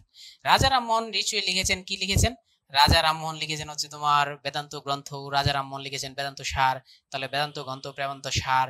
এরপর হচ্ছে কি যেন পথ্য বিধান, গোস্বামী সহিত বিচার, ভট্টাচার্য সহিত বিচার। তোমরাই বলো, এই রাজা রামমোহনের আমি যে আলোচনা করলাম বেদান্ত গ্রন্থ, বেদের রেফারেন্স দিয়ে তিনি বুঝিয়ে দিয়েছেন যে বেদান্ত গ্রন্থের মধ্যে সতীদাহ প্রথা নেই। বেদান্ত সার মানে হচ্ছে বেদের সার দিয়ে রামমোহন বুঝিয়ে দিয়েছেন যে বেদের মধ্যে সতীদাহ প্রথা নেই। তাহলে বেদান্ত গ্রন্থ, বেদান্ত সার, তোমাকে বলতে হবে এগুলা প্রবন্ধ নাকি এগুলো কবিতা? এগুলো প্রবন্ধ নাকি কবিতা? বেদান্ত গ্রন্থ, বেদান্ত সার, এগুলো সব প্রবন্ধ। তাহলে তো আমরা বলতে পারি বাংলা প্রবন্ধ কার হাত ধরে শুরু হয়েছে? রামমোহনের হাত ধরে। এটা কিন্তু একটা বলাই যায়, বাংলা প্রবন্ধ রামমোহনের হাত ধরে শুরু হয়েছে। তারপর দেখো লালনের হাত ধরে কি শুরু হয়েছে? লালনের হাত ধরে শুরু হয়েছে বাংলা গান। লালনের হাত ধরে শুরু হয়েছে বাংলা গান। বাংলা গানে আধুনিকতা। গানে আধুনিকতা কেন বললাম? লালন কিন্তু দেবদেবী নিয়ে ব্যস্ত ছিল না, লালন মানবতা নিয়ে, আধ্যাত্মবাদ নিয়ে ব্যস্ত ছিল। ভবানীচরণের হাত ধরে, ভবানীচরণ কোথায় অবদান রেখেছেন তোমরা দেখি মনে আছে কিনা? ভবানীচরণ কোন সাহিত্যের কোন রূপে তিনি অবদান রেখেছিলেন? ভবানীচরণ বন্দ্যোপাধ্যায় নববাবু বিলাস, নববিবি বিলাস, কলিকাতা কমলালয়। ভবানীচরণ কিসে অবদান রেখেছিলেন? তাহলে কারেক্ট অ্যান্সার ভবানীচরণ অবদান রেখেছিলেন। ভাস্কর, তোমার অ্যান্সার সুন্দর হয়েছে। সবাই দুই একটা অ্যান্সার করো, গুড। ভবানীচরণ অবদান রেখেছিলেন হচ্ছে উপন্যাসে। এবার ঈশ্বরচন্দ্র গুপ্ত একটা কবিতা লিখেছেন আনারস, আর একটা কবিতা রেখেছেন রসে বয় রসে ভরা রসের ছাগল, তোমারই কারণে আমি হয়েছি পাগল। এবার বলো ঈশ্বরচন্দ্র গুপ্ত অবদান রেখেছেন আধুনিকতায় কিসে? ঈশ্বরচন্দ্র গুপ্ত কিসে অবদান রেখেছেন? তার একটা কবিতার নাম ছাগল, রসময় রসে ভরা হয়ের ছাগল, কবিতায়। তাহলে এই যে দেখো, ঈশ্বরচন্দ্র গুপ্তকে কিন্তু আমরা বলতে পারি, কি বলতে পারি? ঈশ্বরচন্দ্র গুপ্তকে আমরা বলতে পারি প্রথম কবি। কিন্তু তিনি কিন্তু আধুনিক না, তিনি কিন্তু আধুনিক কবি নয়, তিনি হচ্ছেন প্রথম কবি, কিন্তু আধুনিক কবি নন। এখন আমরা কাকে দেখব? এখন আমরা দেখব হচ্ছে পেরিচাঁদকে। পেরিচাঁদ কিসে অবদান রেখেছেন? আলাল দুলাল উপন্যাসে অবদান রেখেছেন। ঠিক আছে। মদন মোহনকে আমরা দেখে চাই পাখি সব করে রব রাত্রি পোহাইলো, তিনিও দুই একটা কবিতা লিখেছেন, কিন্তু আধুনিক নয়। তাহলে বলো তো প্রথম আধুনিক কবি কে? বাংলা সাহিত্যে প্রথম আধুনিক কবি কে? বাংলা সাহিত্যে প্রথম আধুনিক কবিকে? মাইকেল। এই তো বুঝে গেছো, এখানে সব ফাদার, বাংলা সাহিত্যের সকল জনকরা এই জায়গায় আছেন। ঠিক আছে না? সকল জনকরা এই জায়গায় আছেন। এই যে বিদ্যাসাগর হচ্ছে গদ্যের জনক, আমরা জানি বিদ্যাসাগর কিসের জনক? গদ্যের জনক। এবার মাইকেল হচ্ছে সবকিছু সবচেয়ে বড় জনক হচ্ছে মাইকেল। মাইকেল অনেক কিছুর জনক। এই যে বিদ্যাসাগর গদ্যের জনক, মাইকেল হচ্ছে তোমার কি জনক? কবিতার জনক, ট্রাজেডি নাটকের জনক, আধুনিক কবিতার জনক, আর প্রথম আধুনিক সাহিত্যিক মাইকেল, সব মাইকেল। এবার এরা যারা লিখেছে একটার মধ্যেও কিন্তু প্রেম নাই। তাহলে প্রেম শুরু হয়েছে কার হাত ধরে? সর্বপ্রথম প্রেম শুরু হয়েছে বিহারীলালের হাত ধরে। তাহলে বিহারীলালই প্রথম লিখেছেন প্রেমের কবিতা, তাই প্রেমের কবিতাকে আমরা বলি গীতি কবিতা। এই জন্য আমরা বলি গীতি কবিতার জনক কে? তাহলে অ্যান্সার হবে গীতি কবিতার জনক হচ্ছে বিহারীলাল চক্রবর্তী। আসলে বিষয়টা আশা করি তোমরা বুঝতে পেরেছো। এখন আমি তোমাদের এখান থেকে কিছু প্রশ্ন করি, তোমরা এগুলো উত্তর দাও। তাহলে বলো তো দেখি, প্রথম প্রবন্ধ কার হাত ধরে এসেছে? অপশনে সব, ডান পাশে সব। প্রথম প্রবন্ধ রাজা রামমোহন হাত ধরে এসেছে। এবার বলো গদ্যটাকে সবচেয়ে বেশি পরিশীলিত? রামমোহন গদ্য লিখেছেন, ভবানীচরণ গদ্য লিখেছেন, পেরিচাঁদ গদ্য লিখেছেন, কিন্তু বিদ্যাসাগর গদ্যটাকে সবচেয়ে বেশি কি করেছেন? পরিশীলিত করেছেন। তাই গদ্যের জনককে বিদ্যাসাগর, এটা হয়ে গেছে। বলো আধুনিক কবিতার জনককে? আধুনিক কবিতার জনককে? আধুনিক কবিতার জনক কিন্তু ভুলেও গুপ্ত হবে না। গুপ্ত কিন্তু আধুনিক কবিতার জনক নয়, গুপ্ত হচ্ছে কবিতা। আধুনিক যুগে কবিতা লিখেছেন, আধুনিক যুগের প্রথম কবি গুপ্ত, কিন্তু আধুনিক কবিতার জনক মাইকেল। প্রশ্নটা আবার বুঝো এবং আমি 100% অ্যান্সার আশা করি। এবার বলো আধুনিক যুগের প্রথম কবি কে? আধুনিক যুগের প্রথম কবি, সিরিয়াল ধরো, সিরিয়াল দেখো, আধুনিক যুগের প্রথম কবি, তাহলে অ্যান্সার হবে গুপ্ত। আধুনিক যুগের প্রথম কবি কিন্তু গুপ্ত, কিন্তু তিনি নিজেই আধুনিক না। আধুনিক যুগের প্রথম কবি গুপ্ত, তিনি নিজেই আধুনিক না। এবার বলো কবিতায় আধুনিকতার জনক কে? হ্যাঁ, মাইকেল। এবার আমি আরেকটা প্রশ্ন করছি, একটু আগে প্রশ্ন করেছিলাম আধুনিক যুগের প্রথম কবি, এবার বলবো প্রথম আধুনিক কবি কে? প্রথম আধুনিক কবি কে? কবি আধুনিক, যুগ আধুনিক নয়, প্রথম কবি আধুনিক কে বলো?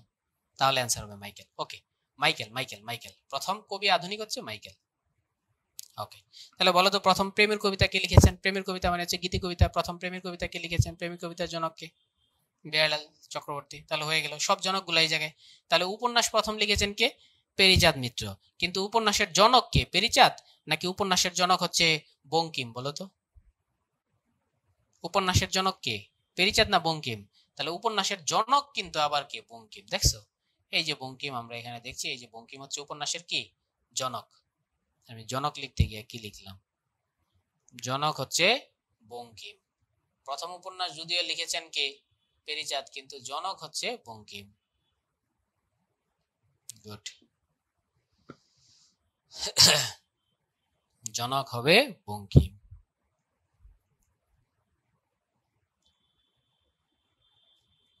তাহলে দেখছো মোটামুটি আমাদের সব জনকগুলা এলাকায় পড়ছে না, সব ফাদার বা সব জনক এক এলাকায় এসে পড়ছে।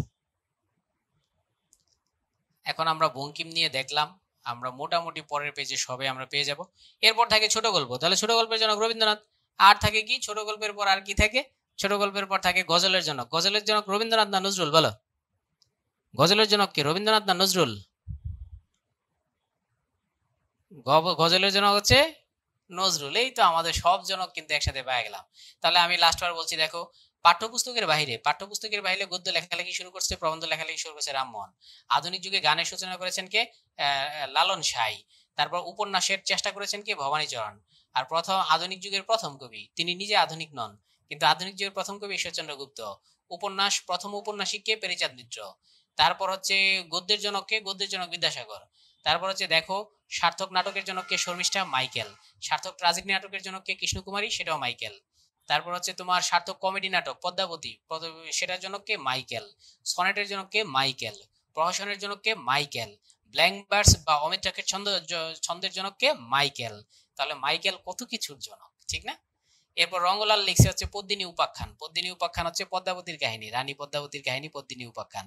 তাহলে যাহা রঙ্গলালের পদ্মিনী উপাখ্যান তাহাই হচ্ছে পদ্মিনী মানি পদ্মাবতী। পদ্মিনী উপাখ্যান তাহাই হচ্ছে আলাউলের কি বলতো?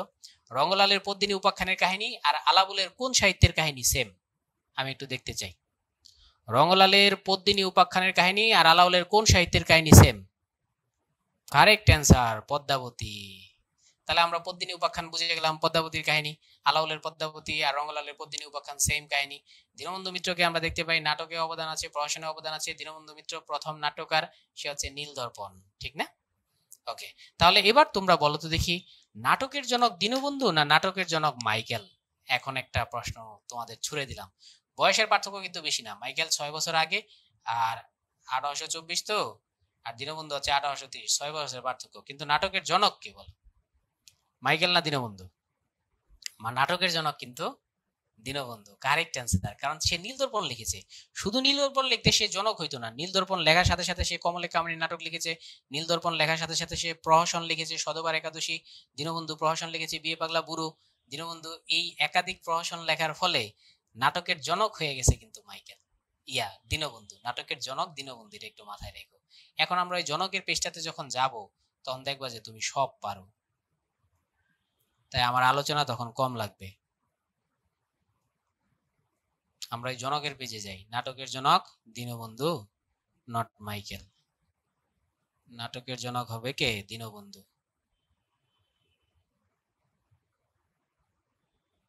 এই যে আমরা জনকে চলে এসেছি। আচ্ছা, প্রথম মহিলা উপন্যাসিক সেটা আমরা জানি, রবীন্দ্রনাথের বোন। সেই রবীন্দ্রনাথের বোনের নাম কি? সেটা হচ্ছে স্বর্ণকুমারী দেবী। তিনি দ্বীপ নির্মাণ উপন্যাস লিখেছেন, ঠিক না?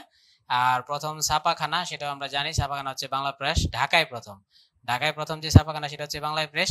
আর যে ছাপাখানা হিসাব ধরি, সর্বপ্রথম ছাপাখানা হয়েছে ভারতবর্ষে গোয়ায়। পরে বাংলায় প্রথম ছাপাখানা হয়েছে হুগলিতে। কেউ মাইন্ড করবে না, তোমাদের পড়ার জন্য আমি বলছি। তো আমি ফাইজলামি করে পড়তাম যে ভারতবর্ষে মানে ভারতে, বাংলায় না। ভারতবর্ষে মানে ভারতে প্রথম ছাপাখানা হচ্ছে গোয়ায়, আর বাংলায় প্রথম ছাপাখানা হুগলিতে। আমি এটাকে পড়তাম হোগায়। গোয়ায় আর হোগায় আমার মনে থাকতো। তাহলে ভারতবর্ষের প্রথম ছাপাখানা গোয়ায় পশ্চিম দিকে, আর হচ্ছে তোমার বাংলায় প্রথম ছাপাখানা হুগলিতে। এরপর ঢাকায় প্রথম ছাপাখানা হচ্ছে 1800 সালে বাংলা প্রেস। দেখি তোমরা আমার কথাটা বুঝছো কিনা। তাহলে অ্যান্সার যদি 100% হয় তাহলে আমি ধরে নিব সবাই বুঝতে পেরেছো। বলো তো ভারতবর্ষে প্রথম ছাপাখানাটা ভারতবর্ষ কোথায় হয়েছে? হ্যাঁ ঠিক আছে, গোয়া। এরপর হচ্ছে বলতো দেখি বাংলায় প্রথম ছাপাখানা কোথায় হয়েছে? হুগলিতে। আর বাংলাদেশে হচ্ছে রংপুরে, আর ঢাকায় 1800 সালে। বাংলাদেশে প্রথম রংপুরে আর ঢাকায় হচ্ছে 1800 সালে। Thank you. তাহলে দেখো, প্রথম বাংলা অক্ষর খোদাইকারী যদি ইংরেজের কথা বলো তাহলে একজন ইংরেজ হচ্ছে, তার নাম হচ্ছে চার্লস উইলকিন্স হচ্ছে ইংরেজ, তিনি আগে করেছেন। এরপর হচ্ছে করেছেন পঞ্চানন কর্মকার। তাহলে প্রথম সার্থক উপন্যাস হচ্ছে দুর্গেশ নন্দিনী, সেটাকে বঙ্কিমচন্দ্র চট্টোপাধ্যায় উপন্যাসের জনক। প্রথম রোমান্টিক উপন্যাস কপালকুণ্ডলা, সেটাও কিন্তু বঙ্কিমচন্দ্র। প্রথম নাটক আমরা পড়েছি ভদ্রার্জুন অথবা নীলদর্পণ তারাপদ শিকদারের। সুভদ্রা আর অর্জুনের কাহিনী, অর্জুন একসময় নারীকে অপহরণ করেছিল, সুভদ্রা নামে এক নারীকে অপহরণ করেছিল, সেটা হচ্ছে অর্জুন আর সুভদ্রা, সংক্ষেপে ভদ্রার্জুন। আচ্ছা দেখো, বাংলা ভাষায় রচিত প্রথম প্রবন্ধ গ্রন্থ, তাহলে প্রথম প্রবন্ধ গ্রন্থ নিশ্চয়ই কার হবে? রাজা রামমোহনের হবে। সেটা হচ্ছে বেদান্ত গ্রন্থ। বেদান্তের গ্রন্থের রেফারেন্স দিয়ে তিনি বুঝাতে চেয়েছেন সতীদাহ প্রথা বেদের মধ্যে নাই, উপনিষদে নাই। আর প্রথম সামাজিক নাটক আমরা পড়েছি কুলীন কুল সর্বস্ব, এখানে একজন কুলীন ব্রাহ্মণ শতাধিক বিবাহ করতে পারে। প্রথম মুসলিম নাট্যকার, এটা হচ্ছে মীর মুশাররফ। তাহলে সবই কিন্তু মীর মুশাররফ। দেখো, মীর মুশাররফের জন্ম হচ্ছে 1847, আর কায়কোবাদের জন্ম হচ্ছে 1857। আমি সংক্ষেপে এক জায়গায় লিখছি, 1847 এবং 1857।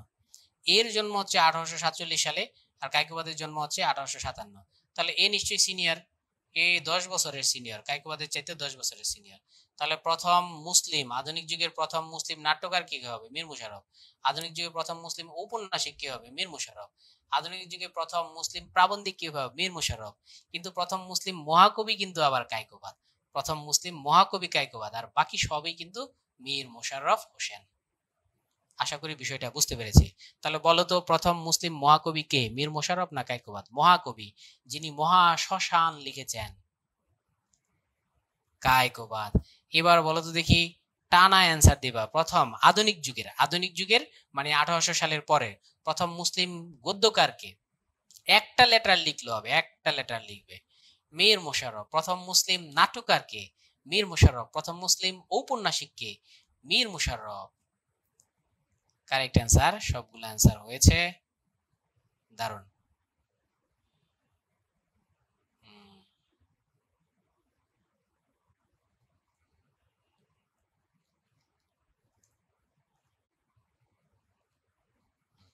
তাহলে এখান দেখো, এই যে প্রথম পত্রিকাগুলো দেখলাম আমরা, বাংলা গেজেট, গঙ্গা কিশোর ভট্টাচার্য।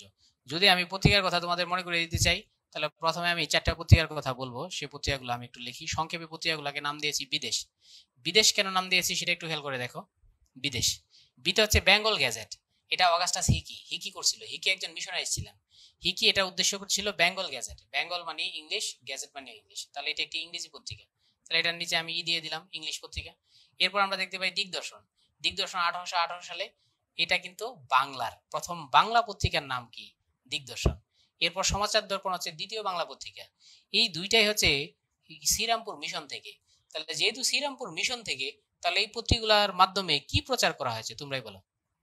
যেহেতু এটা শ্রীরামপুর মিশন থেকে, তাহলে এই দিগদর্শন আর সমাচার দর্পণ দিয়ে কি প্রচার করা হয়েছে? হ্যাঁ, ধর্মপ্রচার। Correct answer. মিশন মানেই ধর্মপ্রচার, এটা মাথায় রাখবা। দেখছো কত কিছুতে আমরা দেখতে পাই মিশনের অবদান। তাহলে দেখো, বাংলা প্রথম, আর বাঙালিদের কর্তৃক প্রথম যে পত্রিকা, সেই পত্রিকা হচ্ছে গঙ্গা কিশোর ভট্টাচার্য, এটার নাম হচ্ছে বাংলা। তাহলে এই যে বেঙ্গল গ্যাজেট আর বাংলা গ্যাজেট, এই দুটোর পার্থক্য কি? এখানে দেখো, এটা একটা বাংলা শব্দ আর গ্যাজেটটা ইংলিশ, আর বেঙ্গল গ্যাজেটের মধ্যে দুইটা ইংলিশ। তাহলে বেঙ্গল গ্যাজেট অগাস্টাস হিকির ইংরেজি পত্রিকা, আর বাংলা গ্যাজেট এটি একটি বাংলা পত্রিকা। ঠিক আছে। পাঠ্যপুস্তকের বাইরে যিনি গদ্যকে প্রথম কি করেছেন, বিকশিত করেছেন, তিনি হচ্ছেন কি রায়?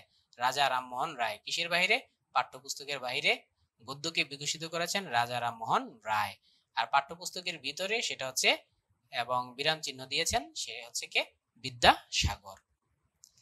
এই যে দেখো, প্রথম জ্যোতি চিহ্নের ব্যবহারকারী বিদ্যাসাগর। এই যে প্রথম মুসলমান গদ্য লেখক, সে কে? মীর মোশাররফ হোসেন। এরপর দেখো, বাংলা নাটকের প্রথম অভিনয় বেঙ্গল থিয়েটার, এবং আমরা বলেছিলাম রঙ্গমঞ্চ, কলকাতা রঙ্গমঞ্চ, এবং সেটা একটা ইংরেজ, সেটার নাম কি? লেবেদেভ। এই লেবেদেভ ইংরেজ দ্য ডিসগাইজ নাটকটি তিনি কি করেছিলেন? অভিনয় করেছিলেন। প্রথম সাময়িক পত্রিকায় যে বিদেশ, বিদেশের ডি, ডি মানে কি? দিগদর্শন। কে প্রকাশ করছে? শ্রীরামপুর মিশন। শ্রীরামপুর মিশন কেন প্রকাশ করছে? ধর্ম প্রচারের উদ্দেশ্যে। ঢাকা থেকে প্রকাশিত প্রথম গ্রন্থ নীলদর্পণ। কারণ দীনবন্ধু মিত্র তখন চাকরি করতেন বাংলাদেশে। তোমাদের বলতে হবে দীনবন্ধু মিত্র তখন কোথায় চাকরি করতেন, বলো। দীনবন্ধু মিত্র তখন কোথায় চাকরি করতেন? মেহেরপুরে চাকরি করতেন। এই তো কারেক্ট অ্যান্সার হয়েছে, অ্যান্সার ঠিক আছে, মেহেরপুরে চাকরি করতেন। এবার দেখো, সব জনক আমরা একসাথে দিয়ে দিয়েছি, অর্থাৎ আজকের পড়া থেকে সহজ হয়ে যাবে।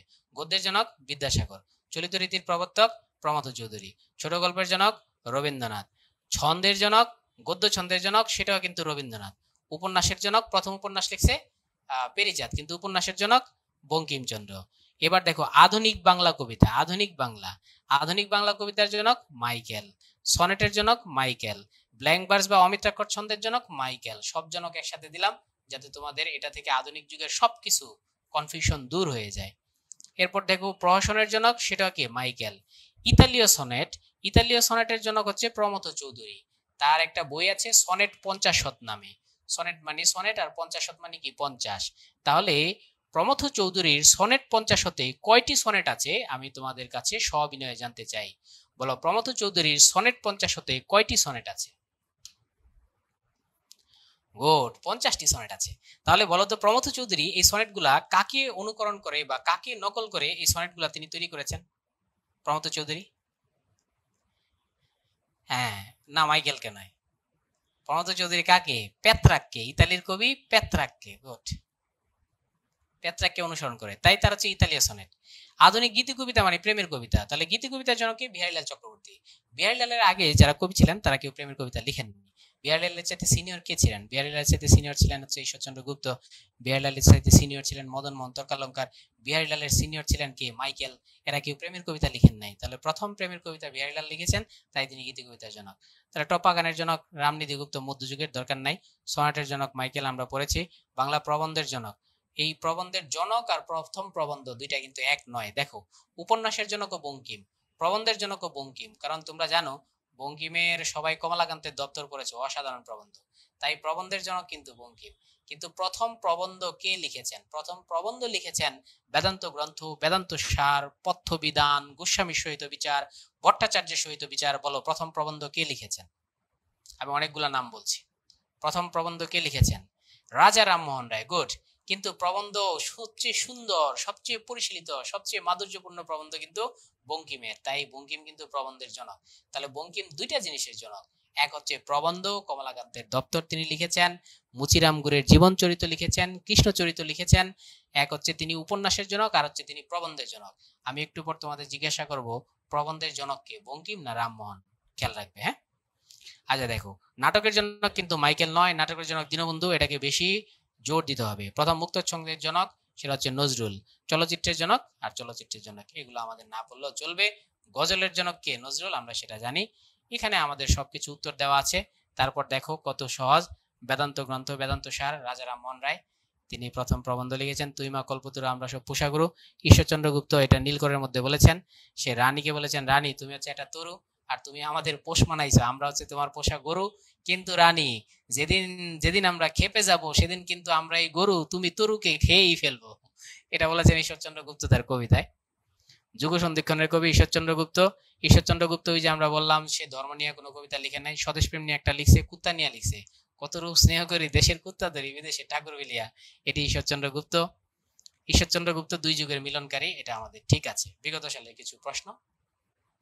পেইচাঁদ মিত্র প্রথম উপন্যাস লিখেছেন আলমের দুলাল 1858 সাল। কি নামে লিখেছেন? টেকচাঁদ ঠাকুর নামে লিখেছেন। বাংলা সাহিত্যের প্রথম উপন্যাস কোনটি? আলালের ঘরে দুলাল 1858। আর হুতুম পেঁচার নকশা হচ্ছে কার? কালী প্রসন্ন। ফুলমণি ও করুণার বিবরণ কার? সেটা হচ্ছে হ্যানা ক্যাথরিন মুলেন্সের। নববাবু বিলাস, নব বিবি বিলাস কার? ভবানীচরণ বন্দ্যোপাধ্যায়ের। গুড। মদন মোহন আর ঈশ্বর বন্ধু ছিলেন, খুব ঘনিষ্ঠ বন্ধু ছিলেন। ঈশ্বর মদনকে বলেছিল, মদন রে একজন বিধবাকে বিবাহ কর। মদন ঈশ্বরের রিকোয়েস্টে রাজিও হয়েছিল বিধবা বিবাহ করার জন্য, কিন্তু জনগণ মদন রে ইচ্ছা মতো ঠ্যাঙ্গাইছিল, মদন রে মারছিল। কেন? বিধবা বিবাহ করতে গেছিল ঈশ্বরের রিকোয়েস্টে, তাই সে ঈশ্বরের বন্ধু। আচ্ছা, এটা হচ্ছে মদন মোহন তর্কালঙ্কারের সেই বিখ্যাত কবিতা, সকালে উঠে আমি মনে মনে বলি সারাদিন আমি যেন ভালো হয়েছিলি।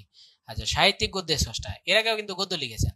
তাহলে আগে যে গদ্য লিখেছে সেই গদ্যগুলা লিখেছে রামমোহন, ওগুলা সাহিত্যিক ছিল না, ওগুলার ভাষা মাধুর্য সুন্দর ছিল না, গদ্যের মধ্যে বিরাম চিহ্ন ছিল না। তাহলে প্রথম সাহিত্যিক গদ্য, সুন্দর গদ্য, ভাষা মাধুর্যের গদ্য কে লিখেছেন? ঈশ্বরচন্দ্র বিদ্যাসাগর। তাহলে বাংলা গদ্যের জনককে? বিদ্যাসাগর আমরা দেখলাম। বেতাল পঞ্চবিংশতি, এগুলো তোমরা সব পারবে, এগুলো সহজ জিনিস। আচ্ছা, প্রথম বিরাম চিহ্নের ব্যবহার কি করেছেন বিদ্যাসাগর? সেটা আমরা দেখলাম। কোন গ্রন্থে করেছেন? বেতাল পঞ্চবিংশতি গ্রন্থে, তাও আমাদের জানা। বর্ণপরিচয়ের লেখককে? বিদ্যাসাগর। আধুনিক বাংলা গদ্যের জনককে? বিদ্যাসাগর। বিদ্যাসাগরের আগে কে গদ্য লিখছে? রামমোহন, তবে তার গদ্য আধুনিক ছিল না, তার গদ্য সাহিত্যিক ছিল না, তার গদ্য ছিল অপরিশীলিত, অমার্জিত। ওকে। কোনটি মাইকেলের পত্রকাব্য? তিলোত্তমা সম্ভব। মাইকেল সম্পর্কে কিছু প্রশ্ন। একই কি বলে সভ্যতা কি? প্রহসন, আমরা সেটা পড়েছি। বাংলার প্রথম প্রথম মহাকাব্যকে? মেঘনাদ বধ। প্রথম ট্রাজেডি নাটক? কৃষ্ণকুমারী। তাহলে এগুলো তোমরা পারবে, এগুলো নিয়ে সমস্যা হবে না, এগুলো নিয়ে আমরা আলোচনা করব না। আধুনিক যুগ, একই কি বলে সভ্যতা, প্রহসন মাইকেলের, এগুলো সহজ জিনিস, ঠিক না? আধুনিক যুগের সব প্রশ্ন এখানে আছে। এই যে দেখো কোনটি প্রহসন আমি বলেছিলাম, সধবার একাদশী, অর্থাৎ সধবা থাকলেও স্বামী যদি খারাপ থাকে, স্বামী যদি মদ পানে আসক্ত হয়, স্বামী যদি অন্য নারীর প্রতি আসক্ত হয়, তাহলে তার একাদশী মানে ফাস্টিং করা উচিত। সধবার একাদশীর নায়কের নাম তোমাদের বলতে হবে, কালীচরণ নাকি নিমচাঁদ, বলো। আমরা আরেকটু আলোচনা করব, কালীচরণ নাকি নিমচাঁদ? নিমচাঁদ মনে আছে নাকি? তাহলে নিমচাঁদ কি? পরনাইতে আসক্ত, মদে আসক্ত, সুরাতে আসক্ত, সাকিতে আসক্ত, ঠিক না? পালামো হচ্ছে ভ্রমণ কাহিনী, ভ্রমণ কাহিনীর জনক হচ্ছে বঙ্কিমের ভাই সঞ্জীব চন্দ্র চট্টোপাধ্যায়, সে হচ্ছে ভ্রমণ কাহিনীর জনক। তাহলে আমরা এটাও দিয়ে দিলাম, পালামো হচ্ছে ভ্রমণ কাহিনী, ভ্রমণ কাহিনীর জনক কে? বঙ্কিমের ভাই। তাহলে বঙ্কিম দুইটার জনক আর সঞ্জীব একটার জনক, দুই ভাই মিলে তিনটা জিনিসের জনক। বঙ্কিম উপন্যাসের জনক এবং বঙ্কিম প্রবন্ধের জনক। দেখো এটা কিন্তু খুবই ইম্পর্টেন্ট। বাংলা সাহিত্যের সর্বাধিক সমৃদ্ধ ধারার নাম হচ্ছে গীতি কবিতা, 12তম বিসিএস। তোমাদের বলতে হবে গীতি কবিতা আসলে কোন ধরনের কবিতা, বলো। যেটা বিহারীলাল লিখেছেন, গীতি কবিতা আসলে কোন ধরনের কবিতা? প্রেমের কবিতা। তাহলে প্রেমের কবিতা গিয়ে বিহারীলালের আগে আর কেউ লেখে নাই, ঠিক না? প্রেমের কবিতা। তাই গীতি কবিতার জনক কে? বিহারীলাল। সব জনক, কত জনক থেকে প্রশ্ন এসেছে, সব শেষ। দেখো আধুনিক গীতি কবিতার প্রথম কবি কে? বিহারীলাল চক্রবর্তী। শিল্পসম্মত উপন্যাস রচনা করে যিনি উপন্যাসের জনক হয়েছেন তিনি হচ্ছেন বঙ্কিম।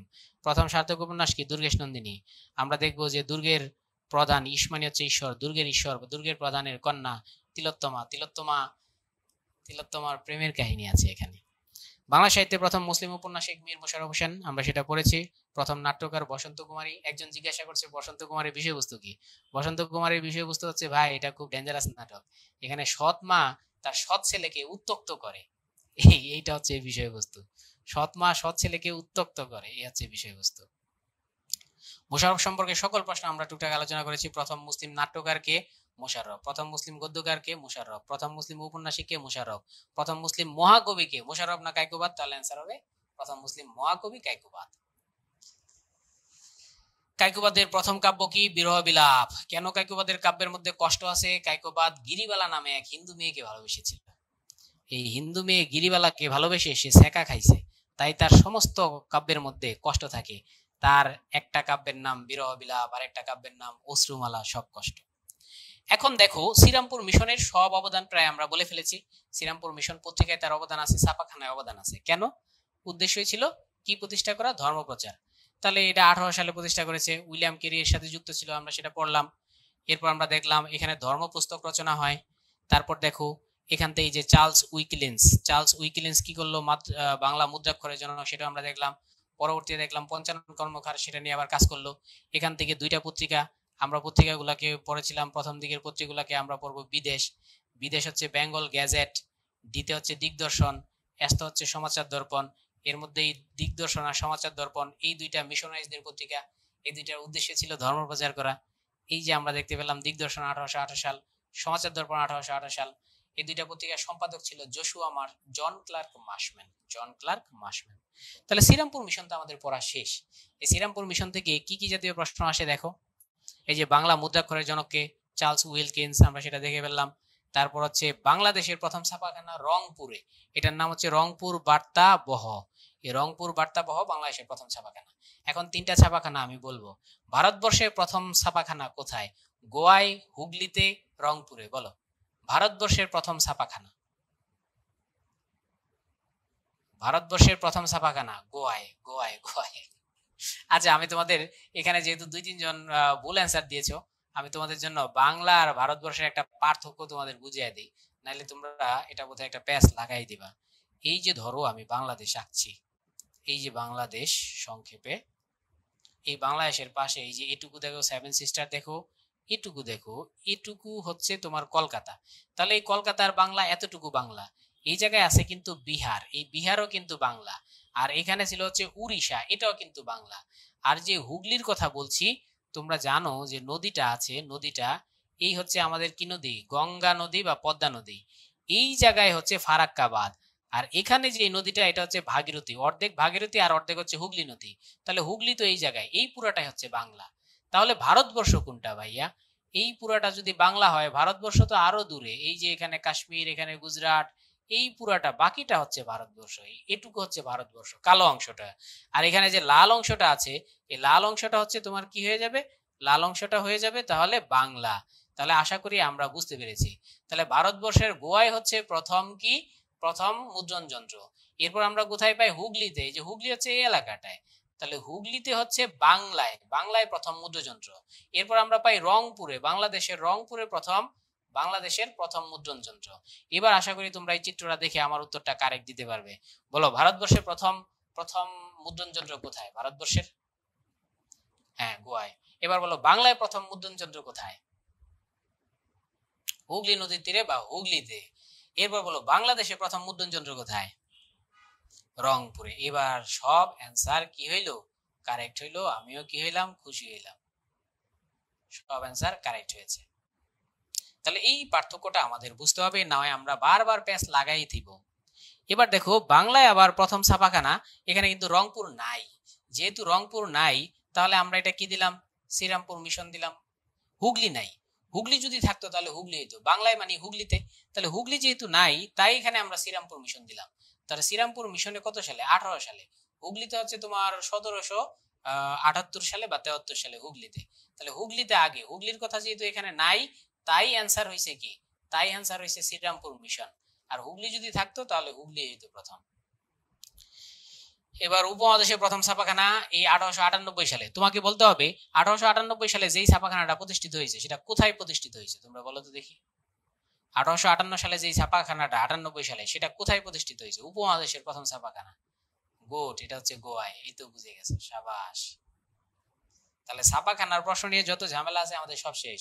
উইলকিন্স আর হচ্ছে চার্লস উইলকিন্স আর পঞ্চানন কর্মকার নিয়ে অনেকের ঝামেলা থাকে, সেটাও আমাদের শেষ। তাহলে মুদ্রাক্ষরের জনক কে? চার্লস উইলকিন্স নাকি পঞ্চানন কর্মকার? একটু সবিনয়ে জানতে চাই, একটা লেটার লিখলে হবে। মুদ্রাক্ষরের জনক কে? উইলকিন্স নাকি Panchanan? Correct answer Wilkins. Wilkins না থাকলে তুমি অ্যান্সার দিবে পঞ্চানন। আচ্ছা, এবার দেখো বাংলাদেশে প্রথম, এই যেহেতু বাংলাদেশে এসেছে তাহলে প্রথম হবে রংপুর, পরে এক হবে ঢাকা। এক নাম্বার হচ্ছে বাংলাদেশে রংপুর, আর 2 নাম্বার হচ্ছে ঢাকা। ঢাকারটা একটু লেট করে। ওকে, শ্রীরামপুর মিশনাইজরা স্মরণীয় যে জন্য, সেটা হচ্ছে বাংলা প্রথম কি করছে? মুদ্রণ যন্ত্র বা ছাপাখানা তারা করেছে। মিশনাইজরা 1800 সালে মিশনাইজ প্রতিষ্ঠা, 1800 সালে ছাপাখানা। তাদের পত্রিকা ছিল 2টা, সব ধর্মীয় গ্রন্থ ওখান থেকে প্রকাশ করছে। বাংলা অক্ষরের প্রথম নকশা তৈরি করেন, দেখছো সব জায়গায় চার্লস উইলকিন্স। তাহলে আমরা কেন এত বছর যাবৎ সেখানে পঞ্চানন কর্মকারকে নিয়ে পারাপারি করতেছি? বাংলা মুদ্রযন্ত্র আবিষ্কৃত হয় 1800 সালে। কোথায় 1800 সালে? 1800 সালে কোন জায়গায় বলতে হবে তোমাকে, বলো। আমি এটা বহুবার বলেছি, একটা বিখ্যাত প্রতিষ্ঠান এটা করেছেন। 1800 সালে কোথায়? শ্রীরামপুর মিশনে, কারেক্ট অ্যান্সার। তাহলে শ্রীরামপুর মিশন কোথায় অবস্থিত? কলকাতায় অবস্থিত। হুগলি, শ্রীরামপুর মিশন, শ্রীরামপুর আর কলকাতা, এই সবগুলো কিন্তু পাশাপাশি পশ্চিমবঙ্গে। হুগলির পাশেই কলকাতা, কলকাতার পাশেই শ্রীরামপুর, 3টা শহরেই পাশাপাশি। এবার ফোর্ট উইলিয়াম কলেজ সম্পর্কে আমরা বেশি পড়বো না। ফোর্ট উইলিয়াম কলেজ সম্পর্কে আমরা বেশিরভাগই জানি। এই ফোর্ট উইলিয়াম কলেজেরও আমরা 2টা উদ্দেশ্য দিব। একটা উদ্দেশ্য হচ্ছে কি করবে? ইংরেজদের বাংলা শেখাবে, যাতে ধর্মপ্রচার করা যায়, পাশাপাশি শোষণও করা যায় দীর্ঘ টাইম। তাহলে ইংরেজদের বাংলা শেখানো হচ্ছে এটার প্রধান উদ্দেশ্য ছিল, ঠিক না? এরপর বাংলা ডিপার্টমেন্ট হয়, 1800 সালে এটা প্রতিষ্ঠা করলো। এর পিছনে মিশনারিজ কে আছে? উইলিয়াম ক্যারি আছে। এরপর উইলিয়াম ক্যারি এটার অধ্যক্ষ ছিল। আর স্বল্প শিক্ষিত নবাগত কর্মচারীদের বাংলা শেখানো, যাতে লং টাইম কি করা যায়, এই দেশ শাসন করা যায়, এটাই ছিল তাদের উদ্দেশ্য, সেটাও আমরা জানি। এই যে উদ্দেশ্য। তারপর বাংলা বিভাগটা আসে পরীক্ষায়। বাংলা বিভাগ কত সালে? 1801 সালে। এখন বিভাগীয় প্রধান হচ্ছে উইলিয়াম ক্যারি। এটা কিন্তু খুবই ইম্পর্টেন্ট, এবার একটা পরীক্ষায় প্রশ্ন এসেছে। দেখো তারা 8 জন পণ্ডিত 14টা বই লিখছে শুরুর দিকে। তো শুরুর দিকের যে বই কথোপকথন, যে বইটা উইলিয়াম ক্যারির, এটা ডায়লগ বা কথোপকথন, সেই বইটা কিন্তু 1801 সালে। এরপর রামরাম বসুর একটা বই আছে, সেই বইটার নাম হচ্ছে কি? রামরাম বসুর বইটার নাম হচ্ছে তোমার রাজা প্রতাপাদিত্য চরিত। আমাদের যে যশোরের রাজা আছে, সেই যশোরের রাজাকে নিয়ে রাজা প্রতাপাদিত্য চরিত রামরাম বসুর একটি বই। তাহলে যেহেতু যশোরের রাজাকে নিয়ে এই রাজা প্রতাপাদিত্য চরিত্র এই এলাকার রাজা, তাহলে এটাও কিন্তু একটি মৌলিক বই। তাহলে রাজা প্রতাপাদিত্য চরিত 1801 সাল, এটাও একটি মৌলিক বই। আবার কথোপকথন 1801 সাল, এটাও একটি মৌলিক বই। এরপর হচ্ছে আমরা দেখতে পাবো লিপিমালা 1801 বা 2 সালের দিকে, এটাও একটা মৌলিক বই। তাহলে প্রথম দিকের বইগুলা ছিল কিন্তু ফোর্টিলাম কলেজের মৌলিক। এরপরে আমরা সেখানে সংস্কৃত ভাষা থেকে অনুবাদ দেখতে পাই অনেক বই। তাহলে ফোর্টিলাম কলেজের বইগুলা কিছু আছে মৌলিক, বিশেষ করে প্রথম দিকে 3-4টা বই মৌলিক, এরপরে আবার আমরা প্রচুর অনুবাদ গ্রন্থ দেখতে পাই সংস্কৃত থেকে অনুবাদ। তাহলে ফোর্টিলাম কলেজ দুই ধরনের কাজই করেছে, মৌলিক গ্রন্থ লিখেছে প্রথম দিকে, আবার পরের দিকে সেটা অনুবাদ গ্রন্থ বা সংস্কৃত থেকে অনুবাদ গ্রন্থ লিখেছে। তাহলে ফোর্টিলাম কলেজের মোট পণ্ডিত কয়জন? 8 জন। বই লিখেছে কয়টা? 14টা। এর মধ্যে সবচেয়ে বড় পণ্ডিতের নাম মৃত্যুঞ্জয় বিদ্যালঙ্কার। কি দেখে বুঝবা? এই অলঙ্কার দেখেই তুমি বুঝতে পারবা সে যে সবচাইতে বড় পণ্ডিত, কারণ তার উপাধি কি? মৃত্যুঞ্জয় বিদ্যার অলঙ্কার। কিন্তু বিদ্যার সাথে অলঙ্কার আছে, তাহলে সেই কি ছিল? সবচাইতে বড় পণ্ডিত ছিল। মৃত্যুঞ্জয় বিদ্যালঙ্কার গ্রন্থ লিখেছে 5টি। তোমাদের কাছে আমার প্রশ্ন, বলো ফোর্টিলাম কলেজ কয়জন পণ্ডিত ছিল, কয়টি গ্রন্থ লিখেছে? পণ্ডিত সংখ্যা কয়জন সেটা একটু জানতে চাই। বলো ফোর্টিলাম কলেজের কয়জন পণ্ডিত?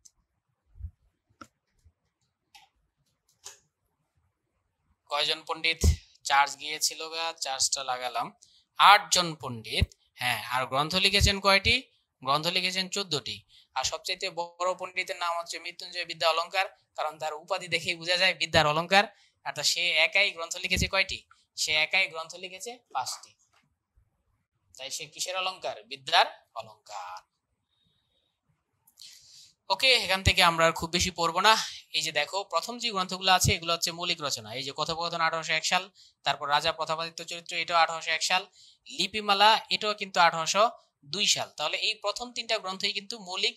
তাই আমরা অবশ্যই বলবো, যেটা এবার বিসিএস এ এসেছে, প্রথম দিকের গ্রন্থগুলো মৌলিক রচনা, পরের দিকের গ্রন্থগুলো সংস্কৃত ভাষা থেকে অনুবাদ।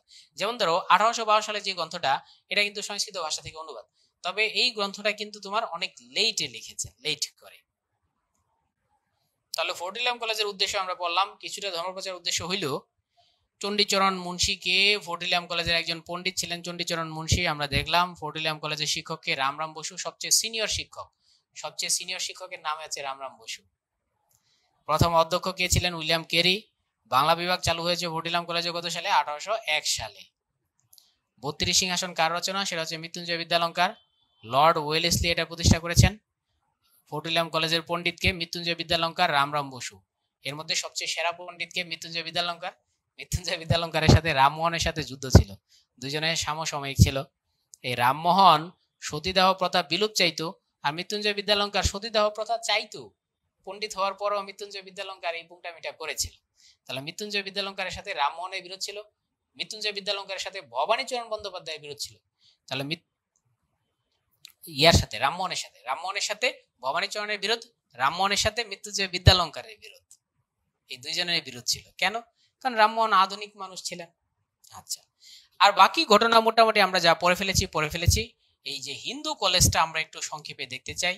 হিন্দু কলেজ 1817 সালে প্রতিষ্ঠিত একটি কলেজ, এবং এটার যেই নেতা ছিল, যেই ভারতবর্ষের মানুষকে আমরা দেখলাম বাঙালিরা যা লিখেছে বেশিরভাগ ছিল মদ, ছিল নারী, ছিল এই মদের দিকে ধাবিত করেছে। ডি রোজিও টিচার, হিন্দু কলেজের টিচার ডি রোজিও। এই যে ডি রোজিও, সেই এদেশের মানুষকে, মাইকেলকে মদ খাওয়া শিখাইছে, সেই পেরিচাঁদ মিত্রকে মদ খাওয়া শিখাইছে, সেই তাদেরকে ইংরেজি ভাবধারায় চলতে শিখাইছে, সেই কিন্তু নারীদের নিয়ে ডান্স করা শিখাইছে ডি রোজিও। তাই তার ভাবধারায় পুষ্ট যত শিক্ষার্থী আছে সমস্ত শিক্ষার্থীকেই কি বলা হয়? ইয়াং বেঙ্গল। পরীক্ষা আসে নিচের কোনজন? ইয়াং বেঙ্গল। তাহলে Pearychand Mitra young Bengal, Michael Madhusudan young Bengal, Dakshinaranjan Mitra young Bengal. তবে ডি রোজিও মাত্র 17 বছর বয়সে টিচার হয়েছিল।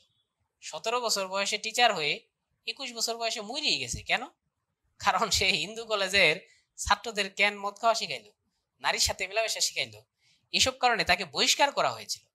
বহিষ্কার আর টিকতে না পেরা, সইতে না পেরা, সে 21 বছর বয়সে ডি রোজিও কিন্তু হিন্দু কলেজের টিচার মারা গেল। তাহলে এখান থেকে কি আসে? ইংরেজি ভাবধারা পুষ্টদের কি বলা হয়? ইয়াং বেঙ্গল।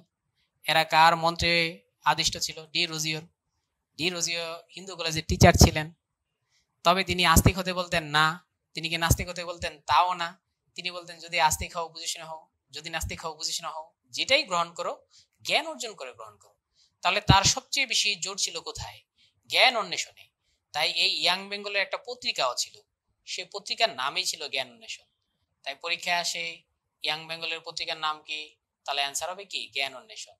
তাহলে সে কি আস্তিক হতে বলতেন? না। ডি রোজিও কি নাস্তিক হতে বলতেন? না। তাহলে তিনি কি অর্জন করতে বলতেন? তাহলে অ্যান্সার হবে তিনি জ্ঞান অন্বেষণ করতে বলতেন। তাহলে ডি রোজিও জ্ঞান অন্বেষণের কথা বলতেন। ইয়াং বেঙ্গলের প্রতিনিধি কোনটি? জ্ঞানান্বেষণ। ডি রোজিওর সবচেয়ে প্রিয় ছাত্রকে, যাকে সে মদ খাওয়া শিখাইতে পারছে? ফেরিচাঁদ। আরেকজন শিষ্যকে দক্ষিণারঞ্জন মুখোপাধ্যায় মদ খাওয়া শিখাইছে, সূরা সাকি শিখাইছে। ডি রোজিও আবার মাইকেলকেও কি করছে?